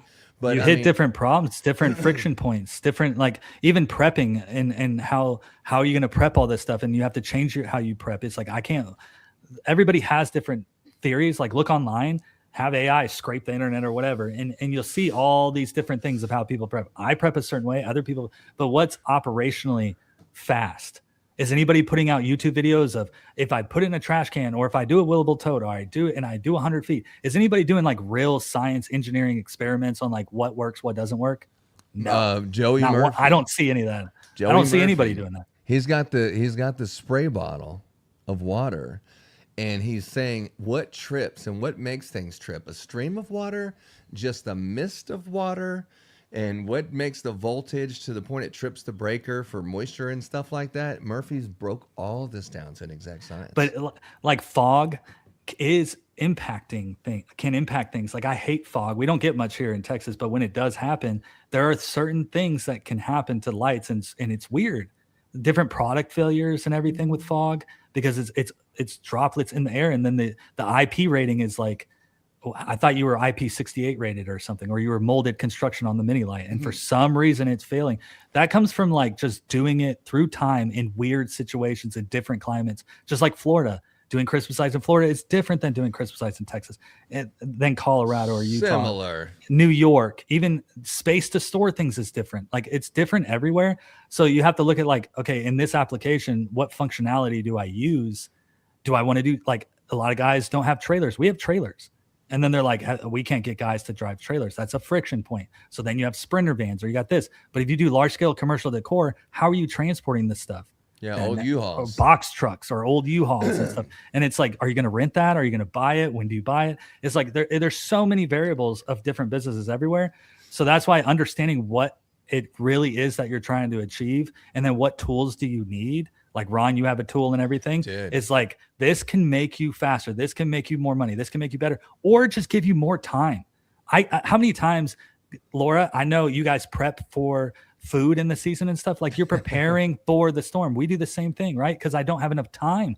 Time is the thing we're all fighting. And if you can buy back your time through systems, why wouldn't you? If you can run 10 times faster, achieve 10 times more, wouldn't you just take a little bit more time? I know that's why I have takeoff in my cockpit, is to be like, wow, everything is running and I'm not even touching anything. I could feel comfortable with that. It's when nothing is moving if I don't touch it. That's where I have a little fear. Dude, right? check this out, dude. You see right here where it has the materials? It shows you if you just did 15-inch spacing. See how the materials change? So if you did 15-inch spacing versus 12-inch spacing, and then it'll show you like over here on lease versus purchase, it'll show you like if you're using materials from last year, or if you keep buying, what's the difference in your company if you switched between leasing and buying versus leasing or buying, or if you went from 12-inch to 15-inch, you could see it on the whole entire company level. If you would have used 15-inch spacing, it would have saved you this amount of money and blah, blah, blah. See, to me, all of that makes that's sense. That's awesome. That's wonderful. And then, but the thing is like, did all of those applications need the 12-inch? Right. So it's like, I already needed the 15-inch. I put 12-inch like on a 3-story building. You should have not done that, right? Yeah, big commercial you wasted property, money. 15's perfect. Right. Even a little bit longer than that on like some big dealerships and stuff are totally fine, because you can't. It's too high up. You can't even see the difference. Well, the thing is you don't know. Like, if I would have used 15-inch spacing on half of my projects this year, what would that have changed? And then when it tells you that would have saved you $87,364.23 if you would have did that, you're like, what? But you don't know that. Or if I would have, but it's the spec though. That's the thing though, is like you can say that out of the whole company, but spec wise, that's what I look at it as a designer for the project. We do 12-inch a lot, like on residential. That's all we do usually, right? But we just started doing 15. When people say, oh, this person cheaper, I may say maybe you're not for us, but I'll say make sure they're using 12, like compare apples to apples. But the application, like a ground stake, maybe not 15-inch, right? Like a 2-story high up building, just roof line, 15-inch. And it's like, because it's your perspective of the lights, and it's the application that you're trying to use it in. That's where like permanent lighting comes in, and why people that don't look at the specs and they just, oh, the Christmas lights is easy, and they're not really applying the specs to it. And then they get into something a little bit more technical. You have to really understand how many splitters you have, voltage drop. You have to understand the product, or you're going to run into problems with Christmas lighting, with LEDs coming out and custom cut wire. I mean, you can really, everybody sees everything of what people can do out there, and they can still light with other things. If you understand the product, you'll go a lot further as a company with specs. So I like how you say to move to 12 to 15, but if 50% of your stuff is supposed to be 12-inch spec wise for a good design, then maybe you're not saving 84,000. You're just saving like 40. Well, you can just take these 5 big commercial projects and see what the difference would be in profit, because I already have the labor figured out. So I know what the materials are that cost me. I know that this is previously owned material, so I know what that cost me over the course of years, 3-year window. I know how much the labor is going to be in the materials, so I know what the profit's going to be. And you say, if I did this, how would it change the profit on this commercial spot? And I know it like instantly, exactly what everything's going to be before I even start. I mean, that is the fact that you could push a button and see that. That's never been available before. Yeah, that's what I'm saying. That's why the tools are so good. It's like, here's an idea, and it's like, I want this.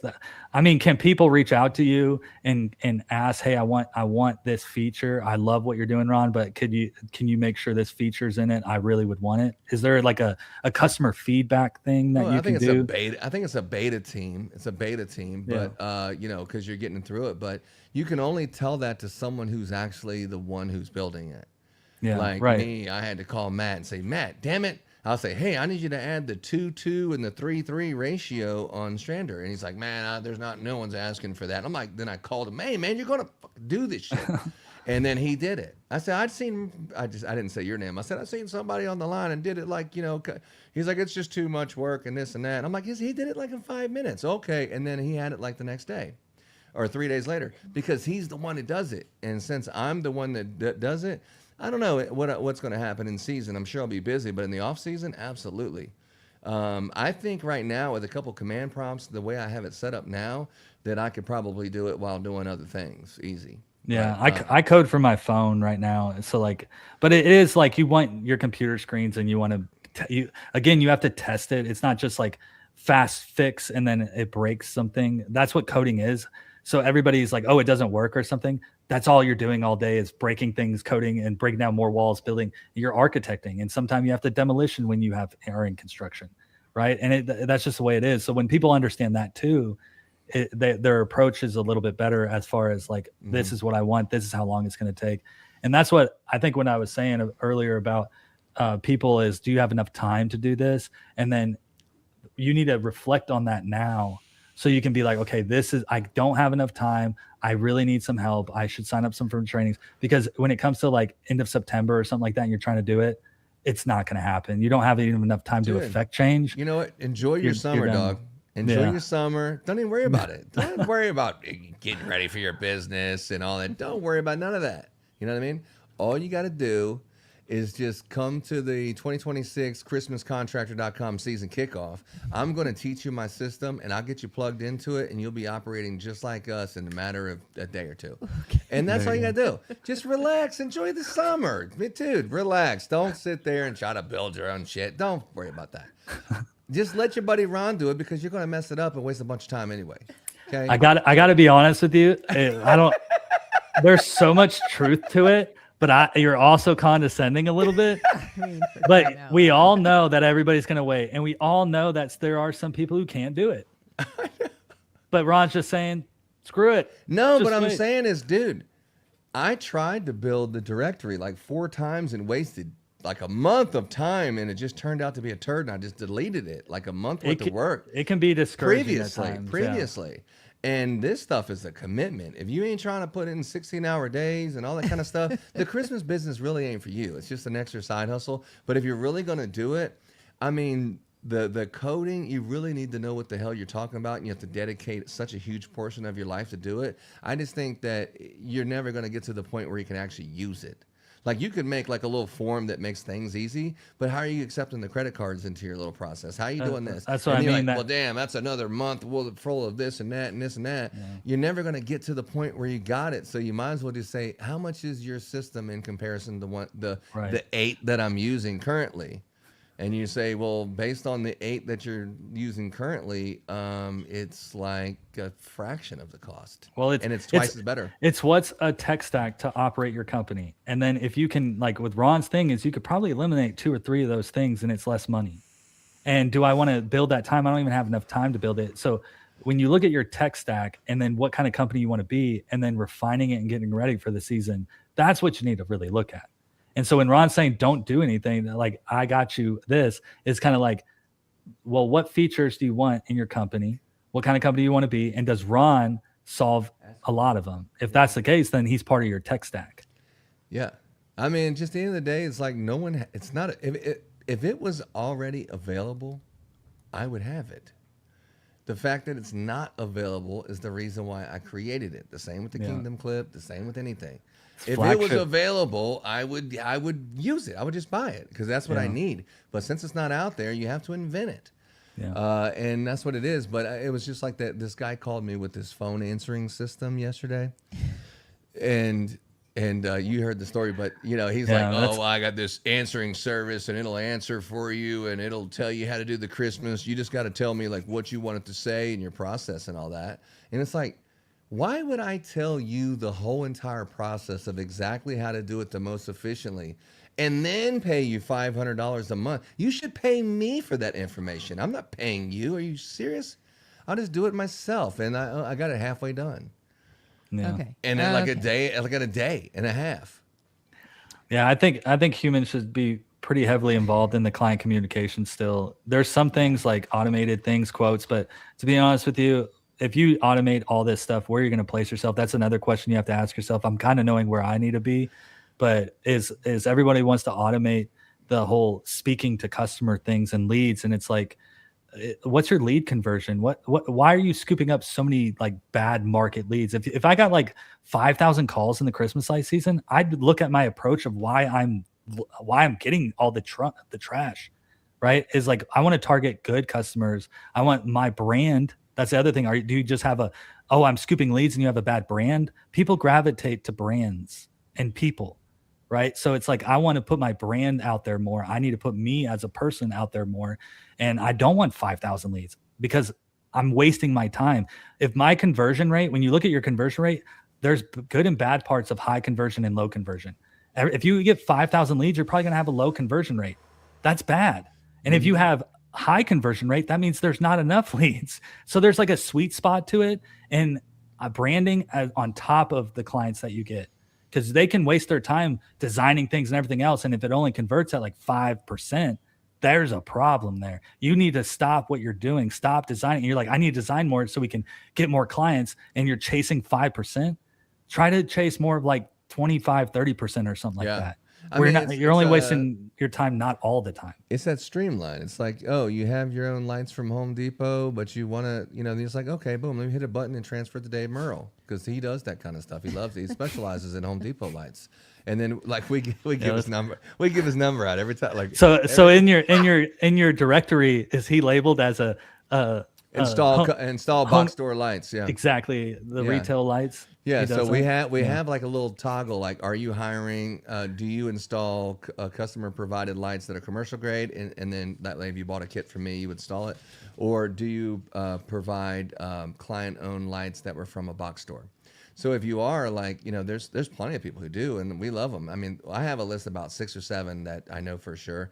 And then that way, when you have a customer comes in that doesn't fit your business model, you're like, boom, and then just instantly transfers them to the directory, and it's automatically on the setting of who in my zip code installs lights from Home Depot, and then boom, you can see the choices and make your decision. Like boom, like 2 seconds.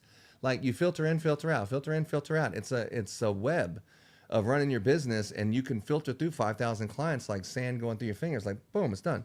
I mean, that is the system for us, and it's not just here in Texas or Houston. It's all over the country. It's in every single zip code in the country. So you're going to see us dominating for Christmas. No, I'm excited to see where you guys take it, and kind of who really capitalizes on it is the other thing. That's what's interesting. Is I like seeing the people that use it, and then like, oh, I doubled my business because I had this in my business. Is like, that's where you guys don't want to miss out on that type of stuff. If people can recognize the tool, then go take that tool and actually make things for themselves better, make their lives better, hire more people and feed their families. That's the most powerful thing about being an entrepreneur to me, is feeding other families. And if Ron has a tool to help you get there, you should entertain it. And it's like, what is it free to go to your event? Like, is it money? Like, what is it to get this tool? What's the deal? You know, how much is it? You know, what's the deal here? Can I be a vendor? Do I get a VIP pass? Like, what's going on? Are there VIP passes? Can I sell my products on Christmas? Oh, you were hard on me about planning, but look at you now. I mean, it's no, on the website. can I sell my products on ChristmasContractor.com? Like my fear, and Laura has to ask you a question to end everything, but about your projections for this year based on your new operating system. But there was the question. Yeah, something along those lines. But anyway, what the hell was I saying, Bo? I don't know. Anyway, as we were wrapping it up after a 3-hour podcast, I told you before it's only been 2 hours and 54 minutes and 22 seconds. What do you think your projection is? Like, it really was my question. I'll tell you where the bottleneck is, because that's what changes things. And from what I'm seeing is once I have everything that I have, even right now, I have to go hunt. So like you saw that hunt down thing, and I got to go get the leads, as I want all the leads to come to me. We can quote them, whatever, and we can try to take up as much market as that. But if they convert, I don't have a problem with getting supplies, right? I've been and I know where everything is, the people, the pricing. I have good pricing with most distributors. And then with it is I got the supplies. With most distributors? I have, yeah, with most distributors. And then with deeper. Why do you guys say stuff like that? I was just asking. Deeper. I was getting a clarification. No, there's as you were saying, don't let them distract you. As people get involved in the industry, people like to segregate. It's true, but there is segregation in the industry. If you get in the distribution business, it's a lot different. Calm down. Let's go. And so when you look at it, it's not the supplies. It's not probably getting the clients or anything like that. It's not like the efficiency of my operations and everything. What's going to come down to is manpower. That's what, if I can't get enough guys, I can close all the leads I want. I can get all the supplies, prep all the supplies I want. I know how to do all of it. The problem is if I close too much, that's what me and Chelsea did talk about that's why do you think I have a $10,000 residential minimum? Is because I think that's just the start. I'm just scratching the surface of like what is out there. It really is. I mean, we're bidding, Gracie's there bidding, projects over 200,000 right now. And it's like, those are open in our market. But if I get all those, do you have enough educated people? So I think it'll go into people, but not only people, we have to prepare for like training and onboarding people better. Yes. And so I think with all those things, there will become new bottlenecks within those bottlenecks, right? And those are the things we're preparing for. Those are the deep conversations like I like having with people that operate on a high level. Is like, but who's going to say those things? Like, when can you sit down with somebody who's scaled the company even bigger than yours that will give you the time? It's like, and then most of the time they're like, oh, you can pay me for yeah, I would pay you to get this knowledge of the future bottleneck that you're going to do a time machine for me for how much? You're going to solve these problems for me for how much? And it's like, its relative cost is nothing to bend somebody's ear. Like all these people on podcasts, and it's like, and they're like, oh, I had to pay this person $50,000 to get on my podcast or something. But are they saying the knowledge that moves the needle for people? Right. Do they give you $50,000 worth of value? That's kind of hard to do also. So I would say, where do we hit this year? We're already pretty large. And then what type of business do I want to make it? It is in between like lifestyle, because it's Christmas. What's the multiplier? 1.5, 2? I would like to do 1.5. I think that would be a good safe spot. But again, I don't want to do 1.5, and I'm struggling with like onboarding people, and everybody's messing everything up everywhere. They're not doing the photos. They still have to be committed to the cause. They won't look at the map you put together for 4 months. They won't look at it. And it's like, but it's all in one interface. Like, it's so easy. Like, it makes Jobber, like, even if it was hard for there, it's so easy with this, to where I have to get them iPads, because not everybody has iPads, and I want them to have that. And it's like, but how much time am I saving? How much money am I saving by building the operating system? All that money and time gets reinvested back into iPads, Meta glasses. I need content, you guys. I need you to do this. I need it to flag me that you're not doing this. And I need to keep you. That's the deterministic routing that I was talking about. When they hop on board, every employee just wants to be on this like railroad, to where they only go down this one path and they can't meander. They say, I'm a badass. I don't care if be a badass, a bullet train on my railway. That's it. Don't meander off to the sides or anything else. And that's what people like to do. Like the finger spacing and all this is like, how can they mess up everything every which way? That's such a good topic that it's endless conversation. That's a 20-hour podcast on that, right? And that's not what people are talking. Do it, dog. You and I can do it. But nobody's talking about that stuff, right? They're just trying to sell you supplies, and they're not trying to help you scale your company. And that's why I just can't get on board with some of that stuff, because it's like, I need to move the needle for you so you see value and that you understand that we are really doing some game-changing stuff over here. And it's not just a speakeasy up in the corner in Roanoke, Texas, right? Right. Yeah, you got to be all over the World Wide Web. Yeah, that's my. Does that answer your question, Laura? Yeah, Yes, he's on a thank you. 1.5. That 30 minutes, he says 1.5. My fear of success, fear of success is really what drives people to say, I don't know, what happens if I succeed? Like, what happens if I wake up in the morning and there's 800 orders every day? There's 600 orders every morning. Because Laura's like, don't be doing all this because I'm the one that has to go over and do all this shit. That would be a nightmare to have like 600 new Shopify orders every single morning that has to be adjusted. So we have to figure out some click and ship partners. If it expands like I think it is, there's no way we're going to be able to handle it. Yeah, that's what I'm saying. The scalability, when you go vertical, hyperscaling is a problem. You can grow too fast. And so you have the hyperscale, you have the operations, you have all these things, but where are the choke points? Where are the bottlenecks as you climb this roller coaster? Mm-hmm. And it's like, it's a good problem to have, but it also can be a bad problem. It could also kill your business, your reputation, your branding. So it's really nice to intensify your business, but there's more money, more problems, right? Like, all those things, and are you equipped to do it? That's why I said to try things out, test them. You have a tech stack. Does Ron thing work with yours? Go test it out. Just go see if you like it, see if it's part of your thing. And if it does, the whole thing is supposed to create an engine for yourself to be able to get to an operating system, to create the flywheels, and for you to have relief. That's what you're really going for. And that's what I feel like it is. And if it's not, then put a bunch of comments below, even if you're watching this after the live. Yeah, well, if you're watching one of those little jumped up Opus clips. Yeah, right. Yeah, the Opus clips. Anyway, anything else, Laura? Nope. All right, well, what's the famous last words? Let's see if Joey knows it. Famous last words is good night. No, that's not the famous last words. Don't be. You want me to do it like Ron with this mic? Yeah, oh, you should totally do it. Well, first of all, if your life ain't going the way you want. Look deep in the camera. Yeah, let's hear it. Okay, so set it up for me. Well, that's it. And this is the end of the show. And, Murphy wants to have this one last word where he's going to give you a little bit of advice. You got to get off your ass and get busy.